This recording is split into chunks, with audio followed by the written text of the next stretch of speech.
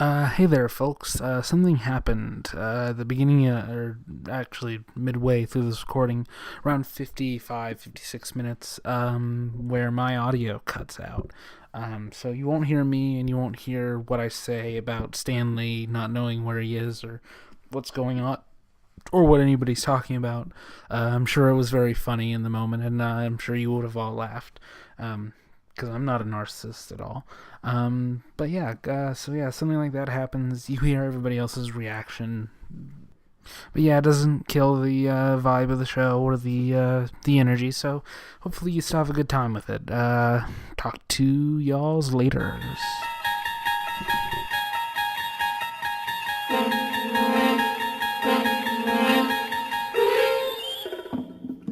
So I'm riding high off the third podcast I've recorded today. Woo! Same. This is what it's like to feel your skin peeling off. Is that like right? This is what it's like to overcommit. Anyway. Yeah, but this episode is very necessary. This episode is basically like how my emotions peak because I did a pilot for one of the new Phantom Zone show, and then I did Movie Dumpster, which was the Guyver. And I had so much fucking fun. Me and Joe had a lot of fun listening to how miserable Sean was watching this movie because he hated it. And he hated it because he didn't grow up with it like me and Joe did. And so every time he was like, God, this is dumb, I'm like, it's glorious, shut up. How do you not grow up having seen that movie at least once on somehow Sci-Fi? I don't know. He somehow avoided it, or it avoided him or something, because everyone I know has seen that movie the same way. Even Hunter, who I didn't think had seen the movie, was like, "Oh, I saw it on Sci-Fi Channel. I was little." Yeah.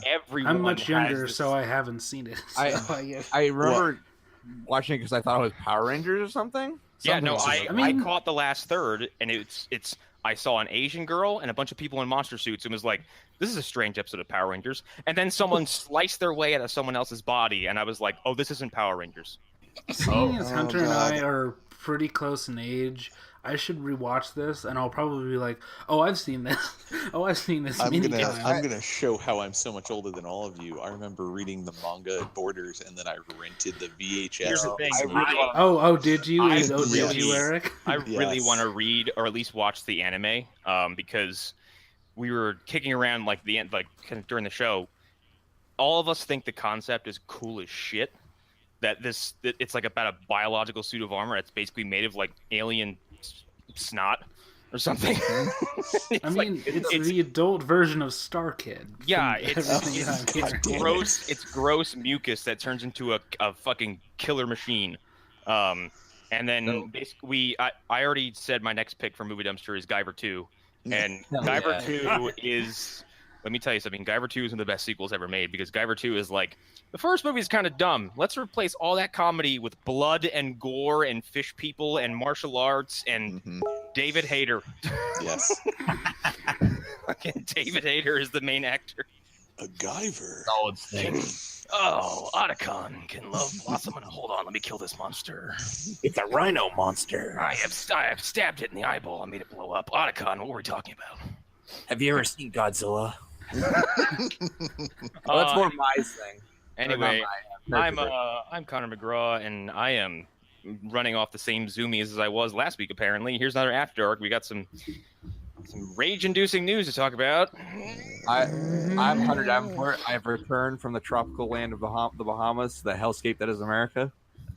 Yeah. Yeah, well-rested tall boy. Arlen Harrow here, as usual. I'm Alan Muir, and I snuck my way back into Gamefly. Alan, you are the only person proud of this. Yeah. You're the only person who took 2 years to figure that out, though. Also, Alan, the CEO is a listener. I'm still convinced that you play video games the same way that Job absorbs knowledge in The Lawnmower Man. Like, I had no idea what you're talking about. I'd never seen that movie. You had all day to YouTube this shit, and you didn't. I'm so disappointed. Okay, Connor has described this movie in detail many times right now. Yeah, the one person all the time in the world didn't YouTube the reference I made. Basically, Pierce Brosnan slaps a VR headset onto Job, and as Job gets more intelligent from being in VR, because that's how that works, starts needing less and less time to finish and absorb information and like computer simulation, like brain games, and can like complete them in a matter of seconds. Right, and then he also becomes like super seductive. Yes, he also he has sex with a neighbor woman before he does that. He has internet virtual reality weird moth sex with his neighbor. Who at first like want to molest him? Oh, okay. First of all, everyone in this movie is a rapist. Everybody. And if they aren't, they act like, if they aren't, they act like one, because everyone's always like, "Hey Job, come into my house and we'll play video games," or "Hey Job, get into my van," or "Hey Job, get into my pants." Like, except for the priest, oddly enough. Well, the priest, the man of God is like the worst character in the movie. He's like, Job, you piece of shit, die in a fire. I don't know. His neighbor, like the neighbor woman, has sex with him when he's still like fully mentally. The neighbor takes full advantage of him and basically date rapes him. Yes. Oh, okay. Although the nice special boy mowing my lawn is really nice looking. I'm gonna invite him up to my bedroom. I'm sure he's got a huge hog. She's like, that lawnmower man. Like. She's like that lawnmower boy is dumb, but that ass. I want him to mow my lawn. What a fucking Whoa! On that note, I'm Eric Fedorchak, and I am a ball of barely controlled rage right now. Yeah. And to quote Eric from yesterday, you have to subscribe to his channel to see more. My Patreon will get real hot. No. Subscribe to my Patreon. I'm gonna shove every nerd in the world in a locker. Ugh. And who else? In do we one have with locker, us? one big locker. Yes. Am I the last one? Yep. All right, and I'm Lou Not Gonzalez. in my heart, though. Oh, thank you. I was gonna add in I am Bator. I'm really upset. I'm really upset you didn't lead in with "I am the last one" from fucking Dragonheart. Oh my god, that is a movie I have not seen in a long time. Just that might do it. That might be. This is the quickening. I feel like Guyver was actually part of that, like one of those movies that rotated on like HBO and Cinemax back in the late '90s. That's where we talked about seeing Guyver. It was on TV. It's like either on HBO or on Sci-Fi or on TNT. Something. It was. I definitely TV saw it on one of those things, especially because years. I was like, oh wait, it's Luke Skywalker in a what the fuck is going on? Here, the funny thing about the Guyver is that Mark Hamill is on the cover. His face is being obscured by half of the Guyver mask, and his name is like top billed. He's the third main character and doesn't show up until about 10-15, maybe about 10 minutes in, and dies by turning into a cockroach. And am I remembering correctly, is he sweaty the whole movie? That's the one thing I seem to remember. He's all the coke. He's sweaty and sunken-eyed the whole time. Yeah. Well, this is like the time he was doing The Flash, right? The original TV show. I think so. Maybe. It's like that early mid-90s. 1991. So he was probably either in midst of it or just finishing it. Either way, it's funny because he almost looks like how I would imagine Luke Skywalker to look at that point in his life in Last Jedi. We're just like fucking greasy and tired with a mustache he regrets growing, with sunken eyes, like wearing the same jacket every day. Oh. With his hands constantly over his head, like, what's the meaning of anything? He just is Nick Nolte essentially. Then. Oh God damn it! God damn everything! God damn it! Except I actually like Luke Skywalker in The Last Jedi. So yeah. Same.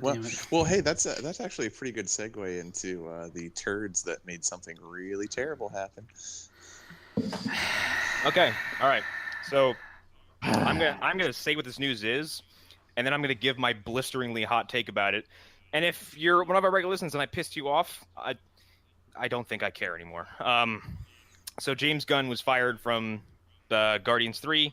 Disney has cut ties with him because a extreme right-wing piece of shit, rape apologist, deplorable, awful human being who also might be a white supremacist. Yeah, who also propagated the Pizzagate. Yes, like a very unreliable, morally bankrupt sack of garbage. Dug up 10-year-old tweets from James Gunn, jokes that were not appropriate. Probably shouldn't have said them, but that doesn't matter because it was 10 years ago. and here's my take on this. Disney, you were a bunch of cowards, and you handled this in such a painfully weak-spined way. I can't believe it actually happened.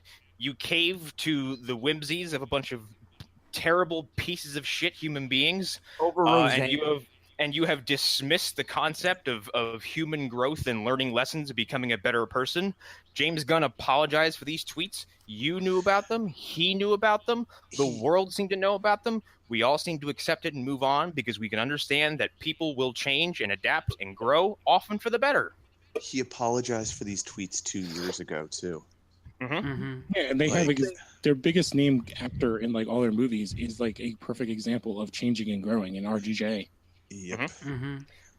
You'll happily prop up Johnny Depp in your Pirates movies and keep pulling trucks of money up to his house, even though he smacked around his wife and has been completely remorseless about it. But you'll slit a director's throat because he's a director and they don't matter to you. Yep. And here's the thing: I don't condone the jokes he made. However, I do speak up for people who will change and will look back and say that was a mistake. I'll be honest. 10, 15 years ago, I threw around the word fag liberally left and right because it didn't mean anything to me. I didn't know it could hurt people. Years later, I've stopped saying it because it is inappropriate, and we have learned and moved on as a culture.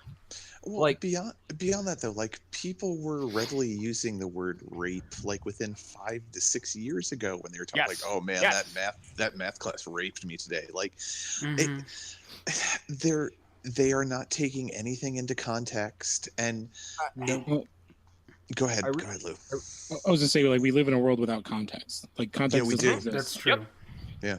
It doesn't matter. I really ignore it, kind of. It's not why you said something; it's what you said, and that's all that matters. I've kind of been picking my words carefully today because I feel like I'm walking on eggshells. I'm tired of mincing my words, especially because this is gonna get political. There's no way around it. Like, I'm really tired of watching Trump bots and these particular brand of moronic extreme right-wing people, namely insult my family members directly on social media, and I'm getting very sick and tired of it because the sanctimonious, holier than thou, talk down to tone of voice from these people is getting nauseating. And at this point, I don't care if I'm coming off as unlikable. I'm fucking tired of it. I'm tired of the political climate we're in. I'm tired of political comeuppance and this stupid tug of war between the right and the left, because on one side, you have spineless idiots like the Disney Corporation, and the other side, you have these assholes like the Proud Boys. Quite frankly, both sides deserve to be sat down and fucking talked to, because this is ridiculous. Well, it's like these. Oh, go ahead, Hunter. I kind of like briefly mentioned this in a tweet earlier today, where I was like, "You're really blind if you cannot accept the fact that maybe someone who said some regrettable things 10 years ago doesn't feel the same way now." Yeah, like it's not. You can't just dismiss people over a fuck up. You can't. And here, I'm sorry, one more thing. The scary Big Brother part of this is that if Disney is intent on swallowing up the film industry, and they're close, if they get Fox, that's 40% of the movie industry. That's 40% of the entertainment industry last time I checked. Yep. So if they're going to own that much, are they going to keep holding this retroactive standard to everybody? Are they going to comb through everyone's files and do extensive background checks on them to make sure they didn't say fuck or ass on camera at some point in their careers and then damage them to do in the process? That's fucking scary shit. Like, Sony pulled him from the fucking panel today. Yeah, it's damage control. A couple of things. Like, one, with everything that you were just saying, Connor, the thing that frustrates me the most, well, not even frustrates, just it makes a white hot rage build inside of my heart that I wish I could expel upon most of the universe right now, is that the left wing, and I mean liberals and progressives, their tendency to be caring but also to an extent judgmental is being weaponized against them by all of these. Here's the thing. I don't want to credit these people, but this attack was masterfully done because they manipulated the people who they needed to manipulate the most, and they did it successfully because they knew for a fact that we talked about this, I think, in the last episode about Disney being so in your face progressive and kind of using diversity and social progress as a PR means, and it is kind of gross sometimes where they step forward and they go, "We're going to make sure we cast black people." It's like, why don't you just cast black people and not use it as a fucking not make an tagline? announcement? Yeah, why don't you just do it? Yeah. So in that case, like, they've exposed themselves, and these people acted on that weakness expertly. The other point I was going to make was James Gunn got his start at Troma. Troma, first, middle, and last name is Poor Taste. Yep. How in the fuck are you going to hire someone who wasn't he the director and writer of Tromeo and Juliet? I think so. He also directed Super. He directed Slither. And if you can look at those two films and go, "Huh, I wonder if that guy has a dark side," you're an idiot. There's a point where he also directed a series called BG Porn. Yeah, that's what I was trying to think of the name. I was like, I knew he did something with like a goof on porn. But if you're going to hire someone like him to direct your films, and saying someone like him, if you're going to hire someone who comes from that background, maybe you should vet people a little bit more and be like, or after he's made you over $1 billion with his first go round for you guys, maybe sit him down and talk to him about his prior social media presence. Also, and be like, hey, Infinity War would not have been half as good if James Gunn was not on the fucking okay, let's also talk about that. The guy who's been instrumental in key successes in your company's last few years, and you're just gonna look at him and go, "Oh, this happened 10 years ago. It's gotta let you go because the mouse can't have this in their resume." I know you apologized for this 2 years ago, but I know you apologized about this, and I know we knew about it, and I know you knew that we knew about it. But a fucking a right-wing Nazi said that it happened, so we have to fire you. Also, I'm just gonna come out and say it.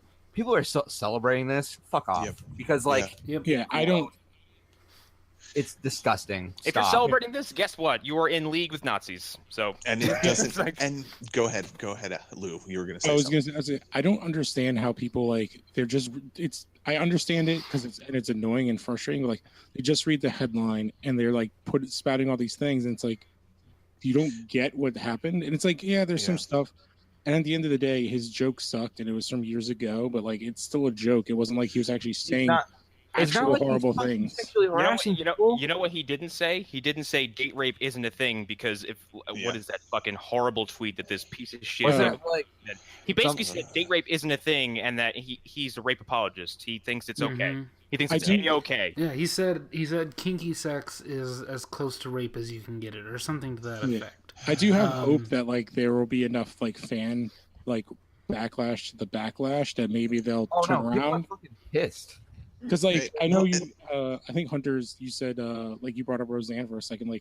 They got rid of her, and that show basically there was enough kind of, I guess, fervor of people saying oh, don't punish everybody, so they're bringing everyone back, and she's not making any money from it. She's doing a talk show that nobody will fucking watch. I know, but that's still, I could see them being like, all right, well, none of those actors not have to worry, but none of them have any choice. They're on contract, so they are also in regards to the aggressor side in this, considering this a victory for revenge against Roseanne's firing. I hate to break this to you, but that's not how reality works. There's no war here. There's no stage. There's no platform.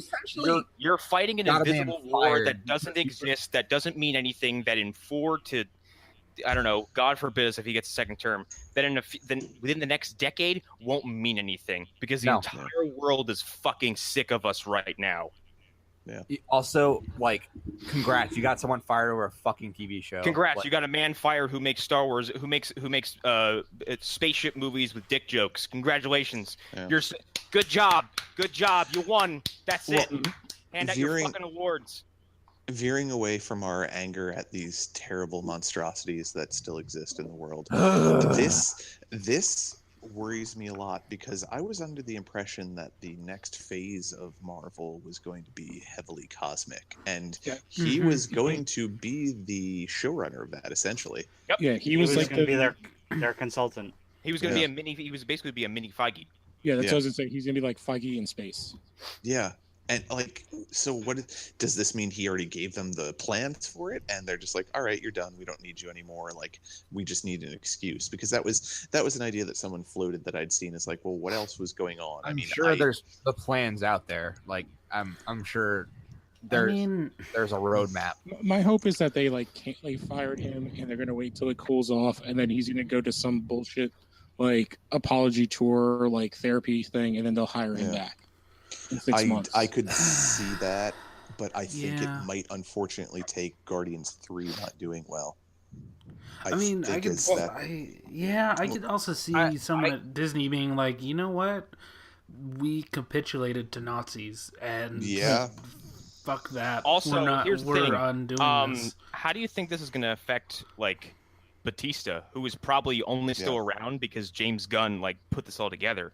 Like you're gonna lose the hope and loyalty of a whole cast of people. And if they had, he just did. Alan actually turned me on to Rosenbaum from Smallville, has a podcast, and he's friends with James Gunn. He just had him on like 2 weeks ago.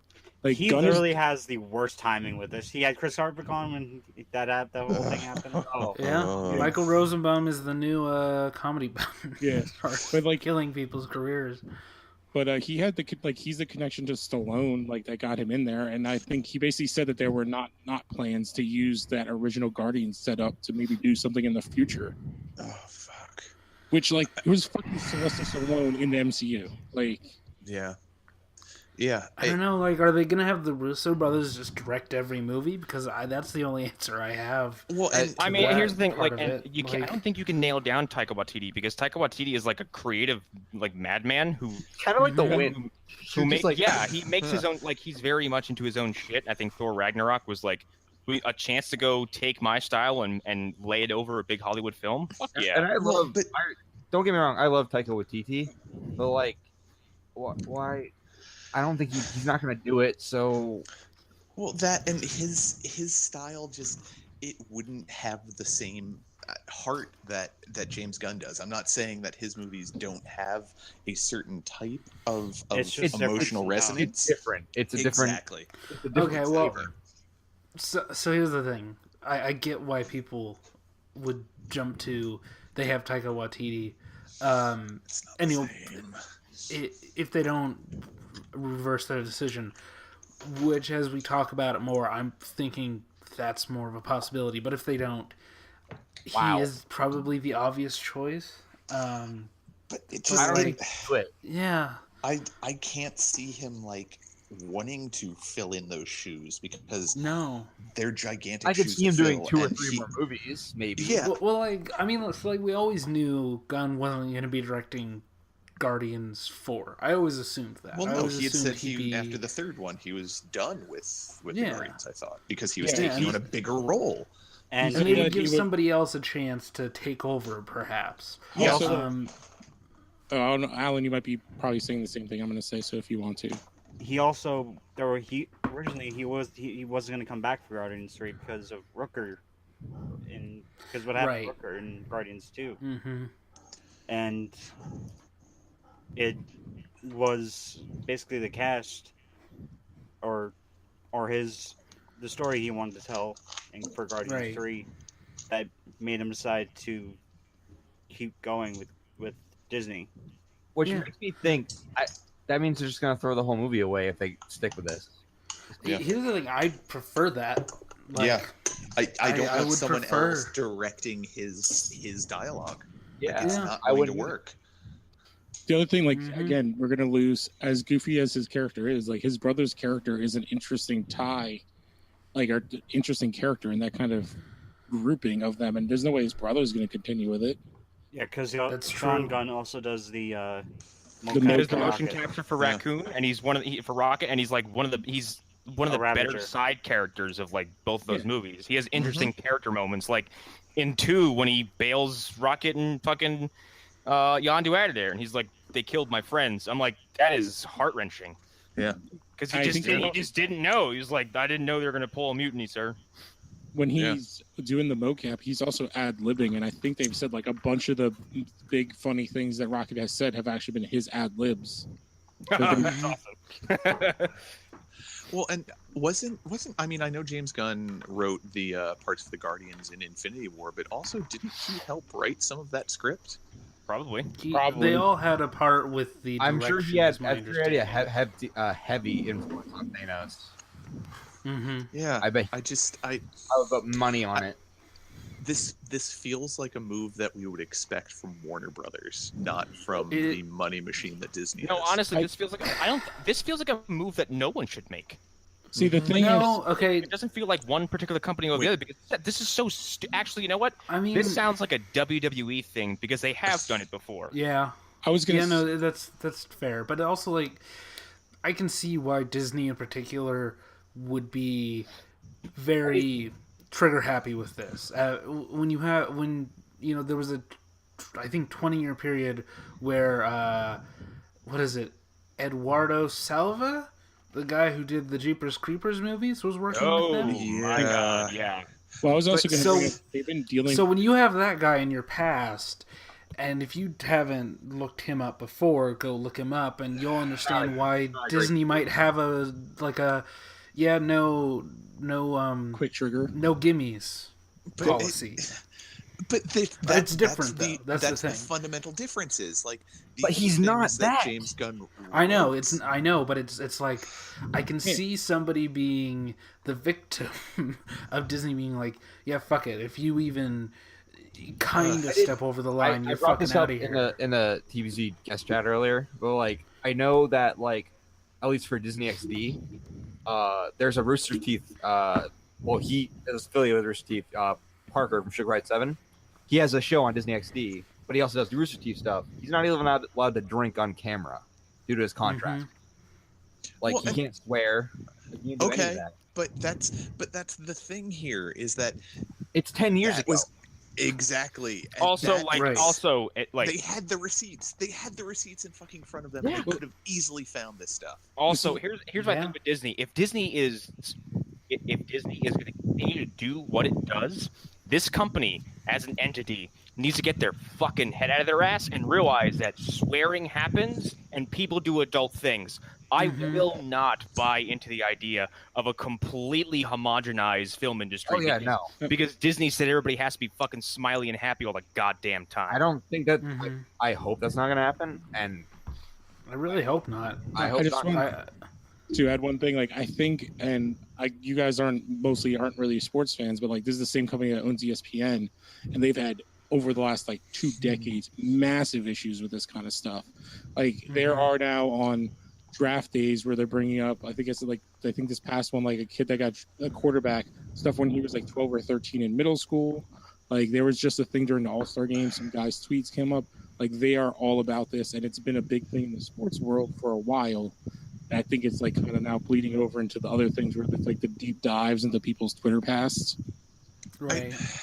Here's the thing about that, especially the sports side. Like, okay, if you're gonna dig up tweets from some prospect and that are 12 years old and use them against you or use them against them, then how about you start writing pink slips to these fuckers who beat their wives in elevators and drag them out like trash bags, or people who carry out dogfights and are allowed to still play. Like the fucking hypocritical nature of that entire system is ridiculous. See, I think it's like the kind of the same thing where it's like all those things got let go, and when they got brought up, and now it's like the complete overcorrection. And it's the same thing in Hollywood where it's like it's the overcorrection. So many other horrible like Weinstein and all these other things going on. Now it's the complete overcorrection of everything in a lot of ways.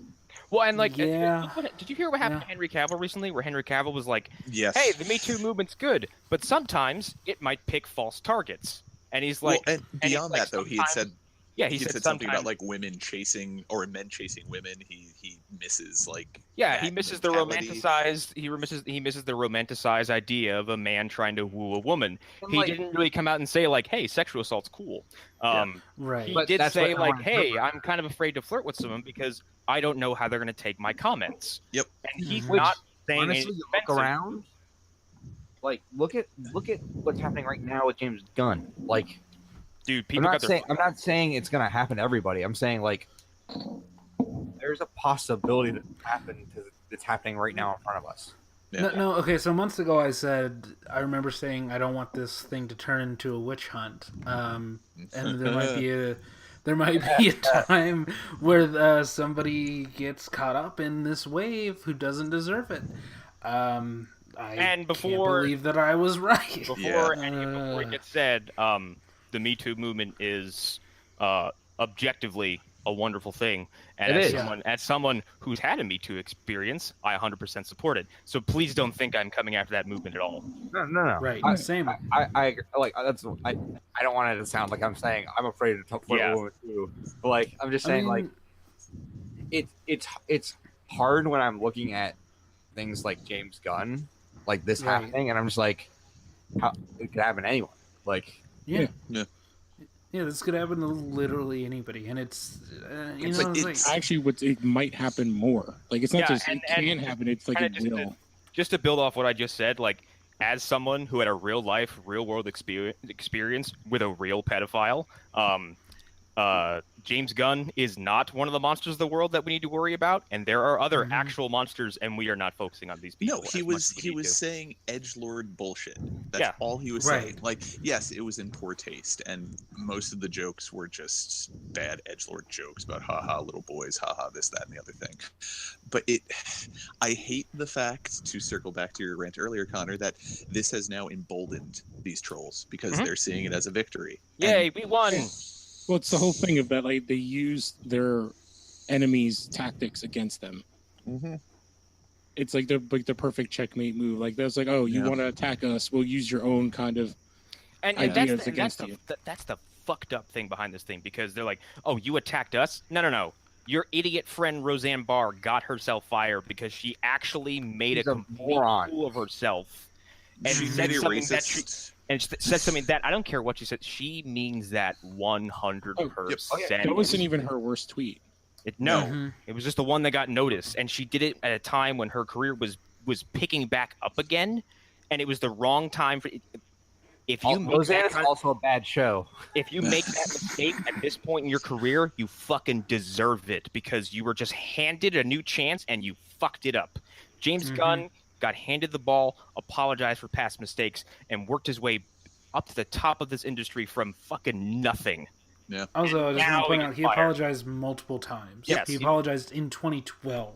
And Roseanne came out and said, a sleep medication made me do it. And then That's why, like, I have a little bit of faith that he'll be back, and this will all kind of get pushed back. I think it's possible. Hope so. I really do. I think once someone points out who that guy is, there will be something. I mean, you would think. You think by the end of today they would know who this dude is. Like, you would think that here's the thing. This is what makes it most odd to me. A lot of the people in the higher ups of Disney are Jewish, and I would think that they would be a little bit less likely to believe someone who's an admitted Nazi. Well, but even though they have the receipts in front of them, as we've said, fucking context and time period and just Anyway, I'm so sad. Well, to me, the source is all you need. Like, you throw the time stuff out. Just throw it out for a second. The source is bad. How do you stack up? Like, I don't care how inappropriate they are, because they are still jokes, and anyone can tell a joke that has no ill intentions but may land and probably upset some people. It is an attempt to make people laugh. Right. There's no ill will behind it. It could be ill thought out. When you stack up what James Gunn said next to this dude's real world, real life opinions, one of them is a monster, the other is not. Yes. Yeah. One of these people deserves to never speak to anyone ever again. Yeah. Like, he deserves to have his Twitter taken away. He deserves to live on the streets as a homeless person. I think I've seen it lately, and people are like, wow, why aren't you... They've been saying it in regards to, like, Trump's presence in other countries, and they're like, wow, why aren't you out in the streets? And the reason is because, like, one side is so petrified of the other one right now that they won't react. Nope. Like they're just going to do damage control and hope the problem goes away. The problem is, as long as they're just hoping this problem goes away, it gets bigger and badder and meaner every day. Like these fucking, I look at these. I've never heard the term Proud Boy until today. These are people who will beat you up in the street. They are violence advocates. Like these are people who will go to bars in mass and beat people up. Yes, they are. They are. They go to bars in Massachusetts and do it. That they use violence. They are proud of the fact that they use violence to get their points across. And there are lots of these little factions popping in the country.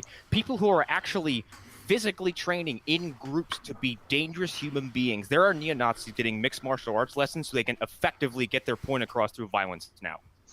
Like, hey, that's neo-Nazis, the point we're in. Come after me, a bunch of pussies. Okay, Alan, you do not want to say that. No. Yeah. Well, this is like, and here's the thing. No. Here's the thing. I am not afraid of these people, despite the. I know they could, like, especially in a group situation, 5-on-1, I'm dead. 1-on-1, I don't like to fight people. Probably, I would probably survive. I don't like real life violence. I find it detestable. I don't think you get your point across by smushing someone else's skull. All you've done is smush somebody else's skull. First. However, these people need to be not feared, but they need to be. You need to understand what kind of a threat they are, and you need to assess them and deal with them properly. And Disney didn't. Nope. No, they did no research before making a decision. They just assumed that they would get a firestorm of people being angry at them, and which they're still getting. They got it still. Well, no, they're getting it on both sides though. They're getting it from the people who are shocked that they would be this thin skin, not even thin skin, they would have no backbone, and they're also getting it then from the people who don't actually research any of this and ostensibly would be on their side for most things because they're leftists, whatever you might want to call it, more liberal, and they're taking everything out of context. They're just seeing, oh, he made a pedophile joke, oh, he's a terrible person, good, he's bad, he's this. And you know what? Here's where this statement is one of the only times you can make this applicable. Get your fucking politics out of my entertainment, please. It's not get your politics out of my storytelling, because politics and storytelling has always been around, and they're inexorably linked. However, stop my entertainment as fucking political negotiation. Stop using entertainment to further your political agenda, because that's what this is, and it's bullshit. You cannot sit there and accuse any of these companies having a feminist agenda or a liberal agenda or whatever the fuck agenda it is while you're pushing your own horrible, mean-spirited, inhuman agenda. You fucking dumb fucks. Die in a fire. Wow. Yeah, but what about that? I think we nailed that movie? topic. But a woman was in space, Connor. Yeah, the world's gonna end. And Scarlett Johansson decided not to play a trans for. Yeah. Mentioned that somebody wrote The Rock and how it was bad that he played somebody without a leg. Yeah. Like it's like that. You know, the two extremes are so extreme nowadays that you just don't know where to live, and it's just it's ruining everything in life. Yeah, that's Zoe Saldana was too white to play. What was the fucking person? It was shit. Fucking Nina Simone. Yes. No, she was too white and too pretty. Cool. Very pretty. That was a story that actually happened, and that movie came out and nobody saw it because of that. So, and that's the world we live in. This is exactly why I'm outside of this show. I'm very careful to advertise my politics because me too. Like, okay, I think it's time out of a group because of that. It's time to move on from something very angering. Before we move on to that, let's be honest. You got run out of a group full of like really venomous, terrible people who have let Facebook group moderator authority go to their fucking heads. Guess what? That makes you sad and worthless, okay? And I don't care about you. Okay, I just want to point out I didn't say that. I did no. I'm gonna say I am at my penis today because of the story and because of how people were reacting and how people have just been acting in general lately. So fuck you is the moral of the story. No, they let it get to their heads, or they became whiners. Yes. In one particular case, who would just whine and whine and whine in paragraph-long posts, like essays that he would write. People who know what group we're talking about know who I'm talking about. And it just became insufferable. I do just want to shout out to one mod. let's call him T. Oh, wait, hold on. You know what? T, I don't know you. I haven't formally run across you in many locations. However, I have heard nothing but good things about you. So good on you. Would this be the T that's known for playing an instrument? Yes. Yeah. Okay. Yeah. Everything I know about that dude is he's a good guy. Everyone Except has for painted his a wonderful super pure long picture of you, and that's how you shall posts. remain. Salt of the earth. I've heard good things, but you're What the insufferable. fuck does Odin say to Loki in that play in Ragnarok? He's like, when I found you, you were a little blue icicle who melted the soul. God damn it. And that's how I'll remember Okay. you, Loki. That's how I'll remember you, T. Anyways, Yeah. okay. Can't wait to hear about that later. Let's move on to the story that's gonna Time to get Okay. sad, people. yeah, this is This This is bummed me out heartbreaking. because I didn't know this name until you told me who it was. Same. This is absolutely heartbreaking. That's the thing. Like, I had seen an article that he needed your help, and they were trying to get a GoFundMe going, and they wouldn't go into what happened. And then 2 days later, Okay, so I'm gonna. Okay, so earlier today, Jon Schnepp was pulled from life support by his girlfriend Holly. his sister. Yes, and his sister. He had a stroke, and by all accounts, by her personal statement, he wasn't gonna survive. He wasn't gonna make it, really, and so they had to make the decision of taking him off of life support. This guy, Jon Schnepp is his name, right? Yes. Yeah. He was instrumental in a lot of Adult Swim shows. Yep. He was creator of Metalocalypse. Which is a Well, show that, he was a director of a lot of the good episodes. lord, is that show fucking great and funny, Yeah. and Mm-hmm. it should be more recognized than it is because it's brilliant. Oh, it was. They never got to finish their story. I think. Yeah, Brendan Small's still been wanting to do like a 2-hour ending. Yeah. It's just Because just as some of the ludicrous best as Metalocalypse stuff. is, it actually did build up this kind of grand lore for a while around this ridiculous fucking European death metal band. The show also had a lot of heart. I'm also- Surprisingly, Yes, Very it happy. did. I got to see them live, which was awesome. And He also used- and Jon Schnepp directed one of my favorite documentaries ever. Yes, I love that doc. It's Death yeah. Superman Lives, right? Yes. Yeah. The Superman lives. What happened? Yeah. And I what thought happened was the guy that Superman's like Kate was faggy.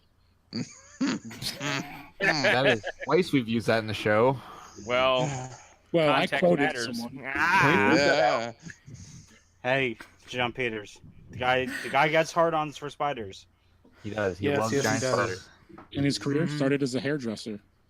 Anyways, this is not about John Peters. Yeah, and Jon Snow's he's been involved in a lot of stuff. He was working on a documentary series follow-up to Death of Superman Lives, sort of going into other weird productions that never actually got made. That's such a cool idea. It is. Yeah. Were they the ones working on the Justice League film that never got made? Yes, they were doing that. They were working on that. That was going to Yeah. be part of it. And the show was going to be on Showtime, if I'm not mistaken. I didn't And even I look that up. thought that Schnepp was connected to Lost Soul, the Doom Journey of Richard Stanley's Island of Dr. Moreau.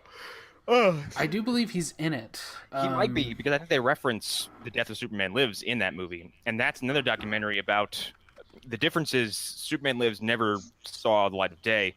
Island of Dr. Moreau is a movie that you can go rent right now and watch and behold the disaster is that By movie. disaster, I think you mean glory. Huh? The film where Marlon Brando wanted to be a dolphin. The film Yep. where Marlon Brando insisted that his character take off his head at the end and reveal that he's been a dolphin the entire time.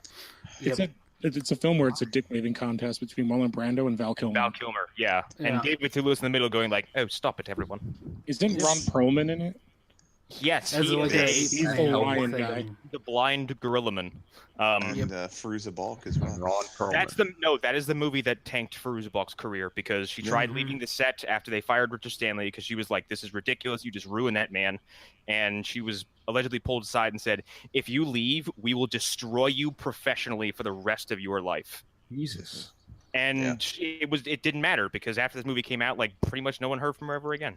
Yeah. Yep. Like There's she also the may movie where, have like- had a few more things after this, but like that was it. We stopped hearing from Fairuza Balk. She was in Almost Famous, and I think that was the last thing I ever saw her in. People know her from a few things, like The Craft, Waterboy, and maybe this, and like one or two things, and that's it. Return to Oz. Waterboy. Yeah. Classic New England. But Did the one of death those directors like leave, like get fired and then hid in makeup and came back? Richard Stanley was fired from the movie, never left Australia from where it was being filmed, lived in some cabin with some locals for a while, and then returned on set, dressed up as one of the movie monsters, and assisted in a sequence where they burned down the set. So in the movie that you can watch, one of the extras is director Richard Stanley joyously wrecking the movie that he just was hired to make. Mm-hmm. Yep. What the fuck? Yeah, dude. Yes. Watch that documentary. Yeah. He's also like, Dude, he's into like here's the thing. left-hand Richard magic Stanley and was stuff also like someone that. who was brain fucked out of Hollywood, and he probably would have been an influential horror and sci-fi storyteller if not for this movie. The Hollywood. I've always said wrecked he this could have guy. been the next James Cameron. If Yeah. you Could've if been. you watch Mark 13 and Dust Devil, you'd go, that dude had some fucking potential. Yeah. Didn't he also and, do Hardware? Yeah, That's I Mark was 13. just about to Hardware is say Mark that. 13 is the same thing. Okay. Oh, okay. I didn't know they had different. Hardware, didn't know that. Hardware, Hunter. Hardware is another movie for you. Hardware is a punk rock inspired dystopian future about this fucking scrapper who brings home some junk for his girlfriend because she's an artist, and he accidentally brings home the piece of an old prototype killer robot that has the ability to repair itself using anything in the area. Oh, so it's relatable then. So, so he gives it to his girlfriend, and then this thing basically weaponizes her entire apartment against her for 90 minutes. Oh, that Yep. sounds awesome. Okay. It is It's fucking fucking great. awesome, and like Iggy Pop is in it. Fucking this Lemmy got from my Motorhead brain. is in it. Mm. It is That so just sold good. me. Yeah, and Yeah. Dust Devil is about a wandering demon in like the African desert who is What? like consuming souls, and needs That to sounds consume and needs to eat like a certain amount of souls to get back to hell. And he's got a badass jacket. He does. Okay, I'm into this His too. jacket has like spinal cord metal pieces on it. It's so funny. Yeah. It's I have starring to the look dude this up right dinner. now. This guy's like he's if James Cameron and David Lynch had a baby, Richard Stanley. Yeah, That's- I would say Cronenberg and Cameron had a baby more, but that's just me. Yeah, But yeah. anyway, It's just the weirdness of the yeah, whole but thing. Jon Schnepp, this blows. It's Mhm. Because Yeah. very Death of- sad. the concept behind the Death of Superman Lives is fascinating, and I would love to got more of this because there's a slew of movies that never got off the ground that might have gone into pre-production you don't know about, that I don't know about. That would have been interesting to look into. Yeah. Well, even extending that into movies that exist but are baffling on how they exist. Yeah, I like would love imagine to- imagine this dude got to do an episode on both Exorcist prequels that exist. I was gonna say. I Masters guarantee of he the was going Universe. to. I think he was intend. So here's the thing. I probably have the deepest connection to this person. He was one of the hosts of Collider Movie Talk, and AMC Movie Talk before that, and that's a show that I used to watch every single day. And he was always my favorite part of it. On every episode, he was just like this lightning rod of positivity on everything that he was involved with. He's been in, like, if you're kind of weird and geeky and you just like weird movies, this is like, this guy is the ultimate mascot for that. Yeah, he was Like, also an animator, editor, and he did voice stuff for Space Ghost, Coast to Coast. He did a lot of stuff out. We can't just read his whole IMDb. Like, people go through and like look for his stuff, but like he's just, if you haven't seen anything that he's done, like if you're listening to this and you only know him from YouTube, watch Death of Superman Lives. If you only know Death of Superman Lives, go watch his show Collider Heroes. because the news might be a little bit older, but his personality is just electric. Well, hearing go ahead. I was gonna say, hearing that he was involved with Space Ghost Coast to Coast, like I didn't realize he was in that early with Adult Swim, because I mean that was basically their genesis. Dude, was Space that show. Ghost Coast to Coast like assisted in the development of my sense of humor. Yeah. That show is so strange. He also directed a segment of ABCs of Death. I remember that now. Oh wow. W is for WTF from the first one.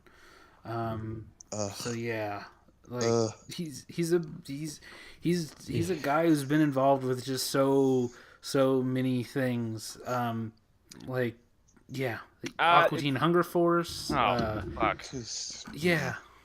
I think it's not that it sucks any different. Like it sucks when someone dies generally, but there's a certain kind of sadness that I feel, especially when I kind of get attached to a creator, and their work is so good and so inspiring, and then you like, actually Hunter, the faucet gets turned off. Yeah, like I actually years ago I discovered this Japanese MC named Nujabes, who is incredible. He makes the most relaxing hip hop I've ever heard, and I get really into it, and then like 2 years after I get into it, I'm like, I wonder why he hasn't made any new material. And someone's like, dude, he died in a car accident like a year and a half ago. I was like, what? And now like the kind of uplifting thing about it, the aftermath, is that he had been doing this rap anthology with a guy named Shingo too called Lovesick, and it's basically just songs about like life. They're really good, but it was supposed to be a 6-part thing, and it was never finished. They stopped at 4. And then, like, weeks after his death, Shingo 2 was told, like, hey, all the beats and stuff for Love 6 parts 5 and 6 are on his phone. And he pulled them off, repaired them, restored them, and finished the fucking anthology. Wow. Oh, wow. But I also got into this animator on YouTube. His name is, like, Kitty something, and he made, like, the fucking funniest Team Fortress animation I have ever seen. And he passed away from like cancer or something. And then like to see a bunch of like YouTube animators who like crawl out of the corners of the internet, do like little tributes to him, was super touching. And this blows really hard because like this dude is responsible for so much content that left a huge smile on my face. It's like when Iwata died, like that affected so many people because like you don't realize like when they're not like actors and stuff, you don't realize how many things they touch, you know? Yeah. And like you find out little things like my heart bleeds when creators die because like especially in Iwata's situation, because like you have touched millions of people for generations. And like, you're essentially immortal at this point in, you know. Well, and beyond that, he was. I mean, mind you, that might be the nature of business, especially business in Japan. But he was so humble about everything. Like you never once really heard him saying like, "Oh yeah, I made that. You know, that turned out pretty well." Much, I'm responsible for like everything good about video games.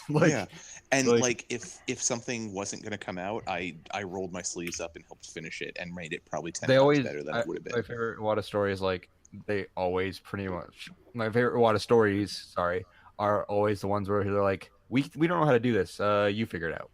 Like these people, like they touch things you have no idea they even did. Yeah, and I mean it's that whole idea, you know, like don't keep your light underneath a bushel or whatever it is. Really bad metaphor, but yeah, I mean I feel like if you are a creator, like you should be proud of what you're creating, good, bad, or otherwise. Like that's part of being a creator. Like fuck, even this podcast, like we should be proud that we're able to get our disparate time zones and personalities together and yell about stuff to try and yell make people the laugh. void about assholes. Robin saying fuck. Oh man. Yeah. Is that even on our docket? Because yes. Holy Yeah. shit! Can we talk about that? Because I have things. Well, Can we- yeah, one quick thing before we get too far away from James Gunn was I forgot to mention about the fact that there was the tease for whatever he was going to do with Sony, and evidence seems to be pointing towards it being an adaptation of Grant Morrison's Nameless, which Yeah. of all the people that deserve to have their name put out there, Grant Morrison is one of them. And for him to have something that could potentially be the most mind-bending James movie, fucking Gunn. yeah, Like, Well, that's the weird thing with Morrison. The only live action adaptation he has is Happy. yep. Oh Yep. shit! That's Yeah, right. Well, That's a it's weird because he and Mark Millar were very close for a very long time, and look what's happened with Mark Millar. I like how And- that's like one of them is extreme but cerebral and kind of like Mhm. he's trying to say something, and Mark Millar is like, how do I piss people off? Well, if it gives you any idea of where their relationship is, I believe in an interview, Grant Morrison said the only thing he'd do for Mark Millar is hit him with his car. I get it. Hey, Mark Millar, I'm gonna hit you with Yeah. my car. Funny You enough, have to, You're gonna go far. you have to Funny say enough, that also on- Scottish accent. Hey, And then Millar, I'm I'm gonna gonna do a hit you bunch with of my peyote. car. That's Irish. I you can't do a motherfucker. Scottish accent because they're so like I can't be that indecipherable. Kind Al, of. you were gonna say something? Did you watch? So one of my friends showed me his disinformation, his disinfo Oh, that's conference, great. like speech. where he starts off by screaming. No, Well, he's on acid when he's at Yeah. that disinformation conference. and he's just like he's talking about like fifth dimensional beings and shit like that, and you're like, holy Yeah. shit. And he talks about sigil magic, which is something I try and use on a semi-regular basis. Alan too. Moore's in the audience going like, No, like it's He never leave his castle, Connor. What are you talking about? he's stepping on my gimmick. It's one of my favorite, and when I went to New York Comic Con, one of my favorite panels I ever went to was Grant Morrison, Deepak Chopra, and Stan oh my Lee. god. Holy God, what the fuck? How I do don't you know- get those three people? I don't know what's That going was literally on. what it was. And What someone the hell is a super fifth fun, but now dimension? I'm There's paying for only it. three. It was the very ill-fated Virgin Comics line. Oh no. So, no. But Grant Morrison and Deepak Chopra were working on a telling of the Bhagavad Gita. Yep. Or Bhagavad Gita, the what Yep. is it? The So the Hare Hare- Krishna. The No, Hare it's Krishna. the Hindu text. I can't remember. It's not the Oh, Bhagavad 'cause- Gita. It's something like Bhagavad that. Gita. Yeah, something Yeah, like you- that. It was Okay. awesome. But like literally someone came up to the mic and asked, like, was like, can I ask Grant a question? And he was like, yeah. He's like, what is your interpretation of the universe? And Grant like looked at everybody. He's like, do you really want me to do this? And like the whole place clapped and got quiet. And he's like, all right, sit down and strap in.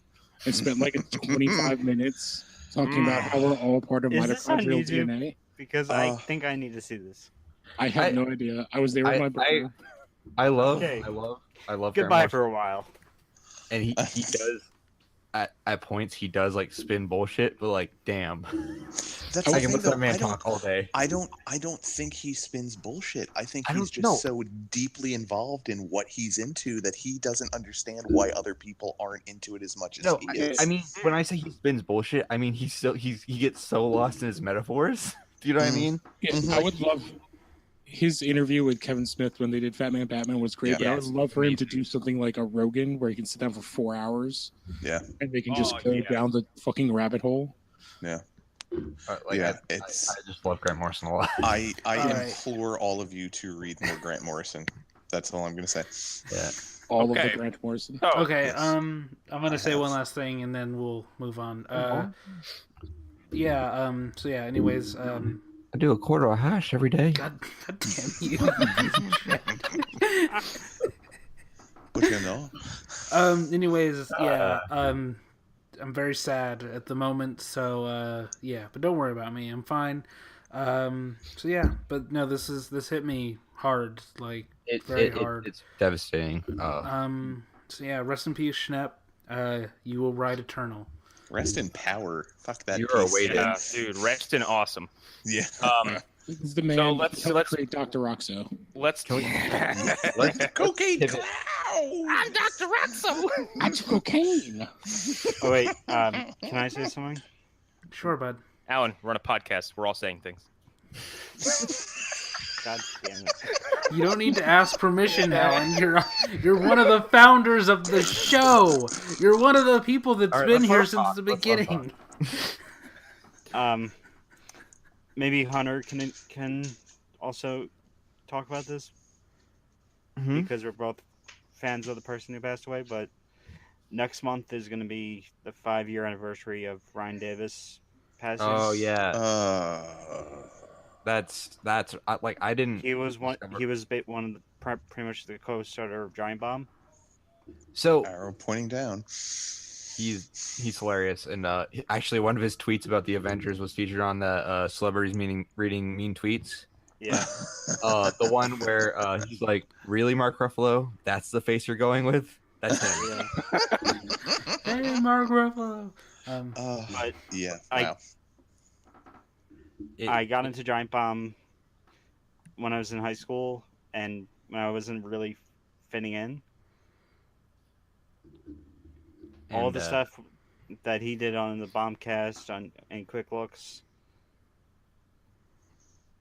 it really helped me through a bad, not a bad time, but a hard time where I was trying to find myself. No, I can relate to that because, I think we all have our own version. There's lots of stuff that I've gotten into, like New Jabez, like I just mentioned, was something that really assisted in kind of like my own personal growth. And then just like to hear, to be like, when's his next album? He died. Fuck. My personal person that listening to the stuff they wrote got me through a bunch of stuff.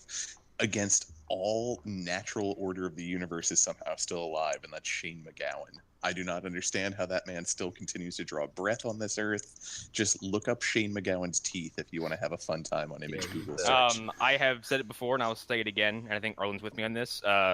There are a handful of people that when they go, please keep an eye on me. When Billy Idol goes, everyone's to do 15-minute checkups on me. For Billy Idol? Yes, I fucking love Billy Idol. Okay. For me, it was like, I think it was bands for me. Connor knows like some deep cuts though, Lou. Like not just the stuff that everybody knows. Dude, I have Billy Idol's 2014 album, and it fucking rules. Okay. I like his 90s stuff. I like the stuff Cyberpunk, Jesus. Fucking Shock to the System. Shock to the System is so good. Do you like Wedding Planner? Wedding Singer is like one of my least favorite. Yeah.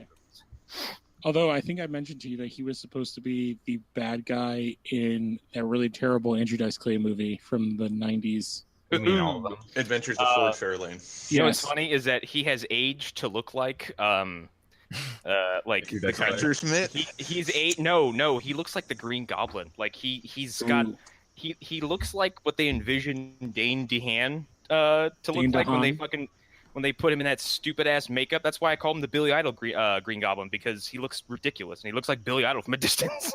Jesus. Anyway, let's ball up all this rage and sadness and let's go make fun of something. That is, I had to say, like, there are times when I criticize something and I'm like, am I being too negative? And then I look around me and go, no, because everyone else feels the same way. You should have said, I look around me and go, fuck Batman. Fuck Batman. I look around me and go, fuck Batman. No. Is that what we want to do next? Because I have the 2 trailers. Let's just get out of the way. Because we're dying. First, let's start by saying this is the DC. This is just the DC streaming service in general.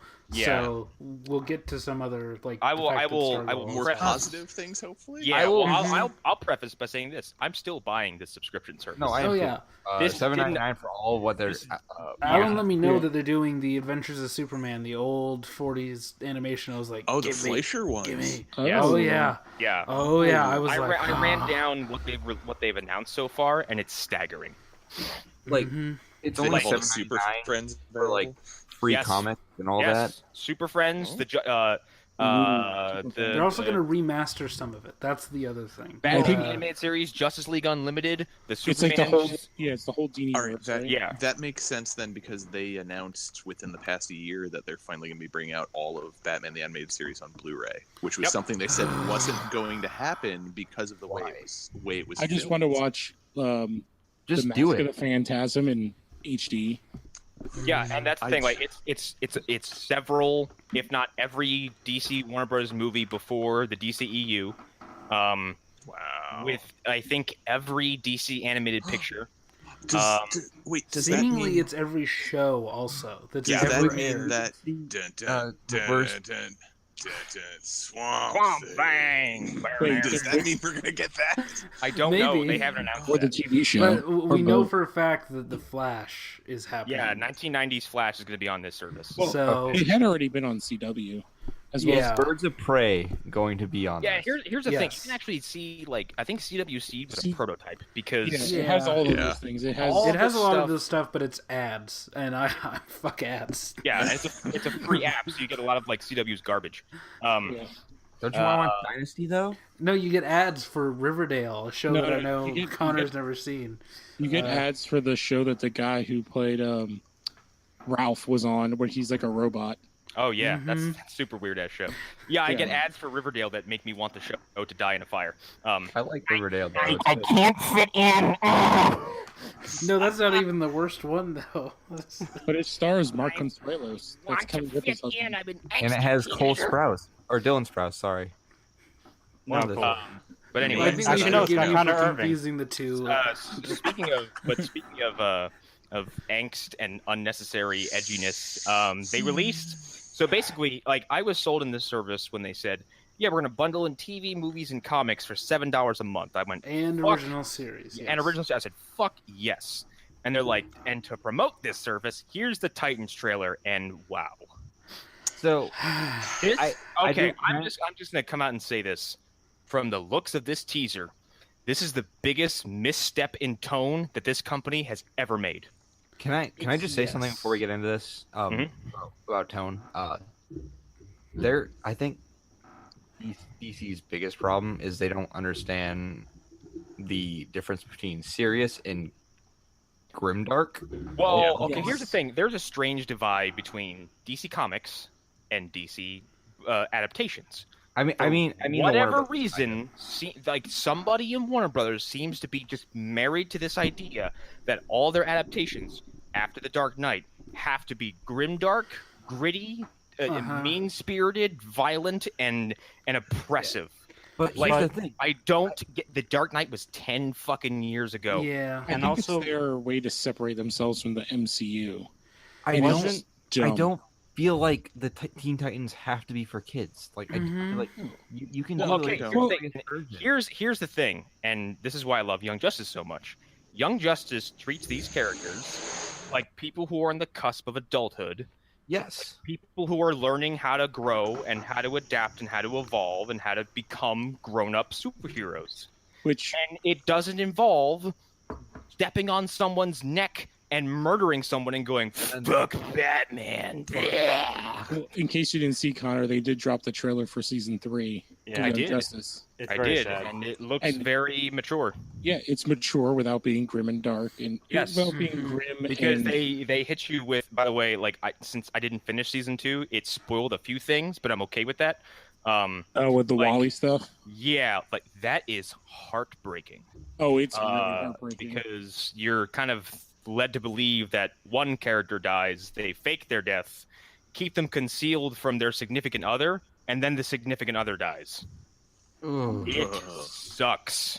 Well, on the note of Teen Titans, how did you put it, Arlen? Wasn't it something along the lines of about Daredevil? I can't remember exactly what you had said. No, so it feels like they're trying to do.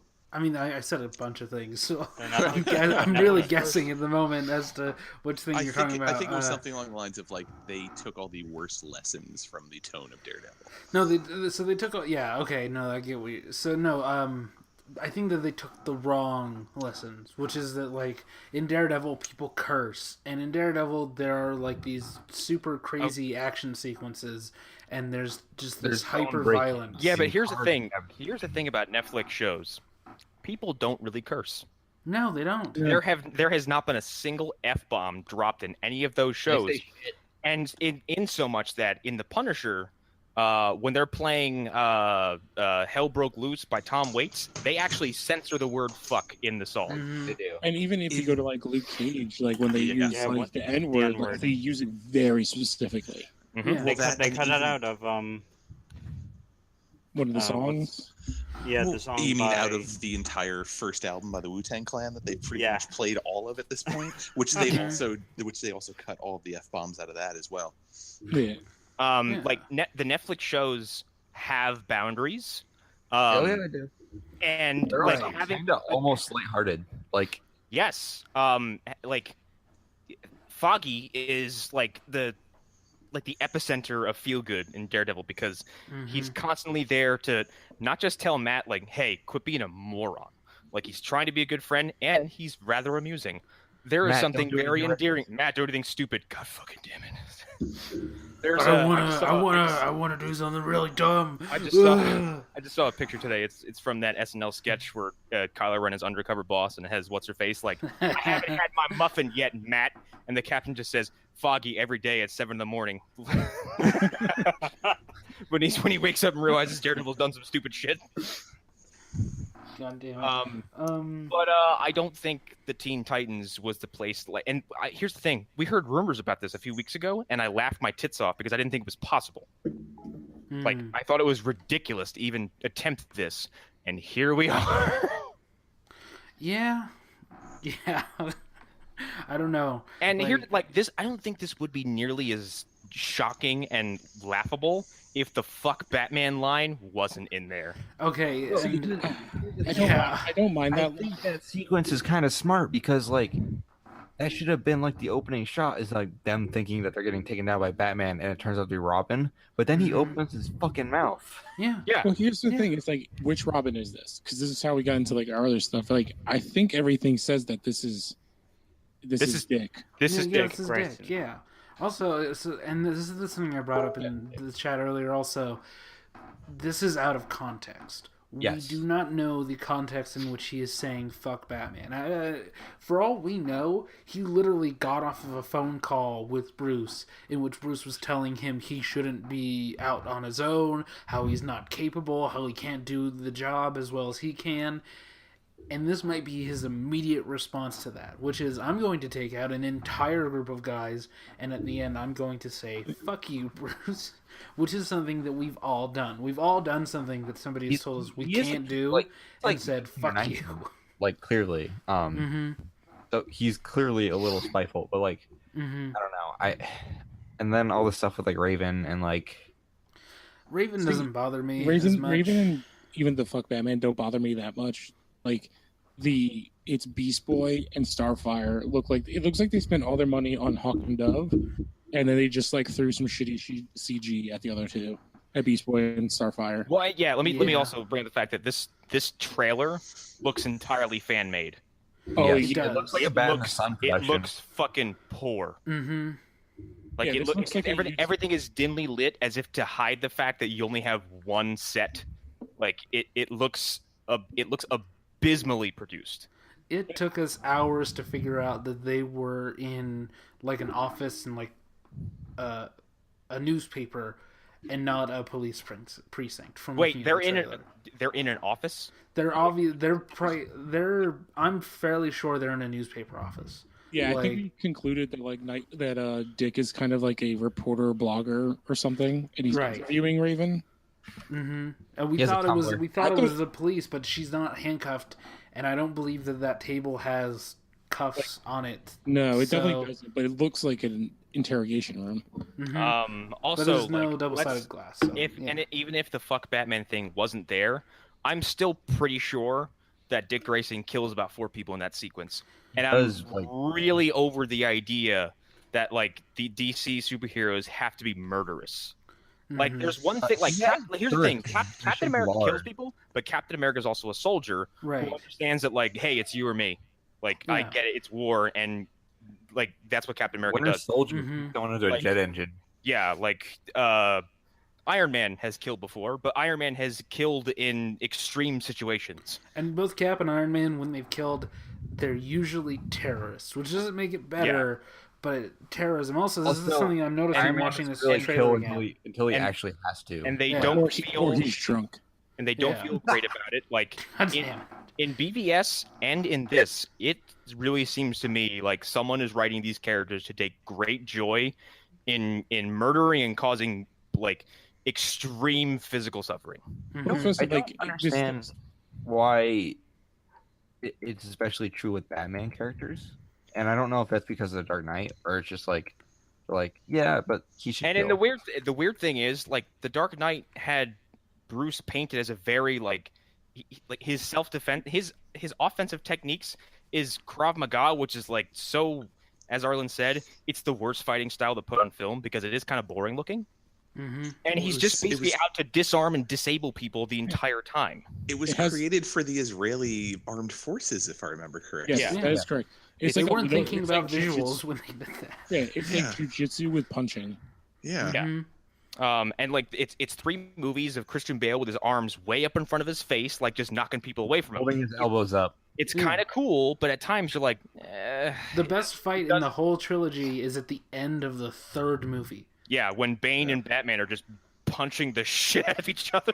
But like on a technical level, it's still like a bad fight. It's just great compared to all the other fights. Yeah, there's an emotional resonance to it because if you boil it down, it's 2 guys punching each other in the face. Yes, and he solves the main problem by just punching his face. It's really badly done boxing. That's what it is.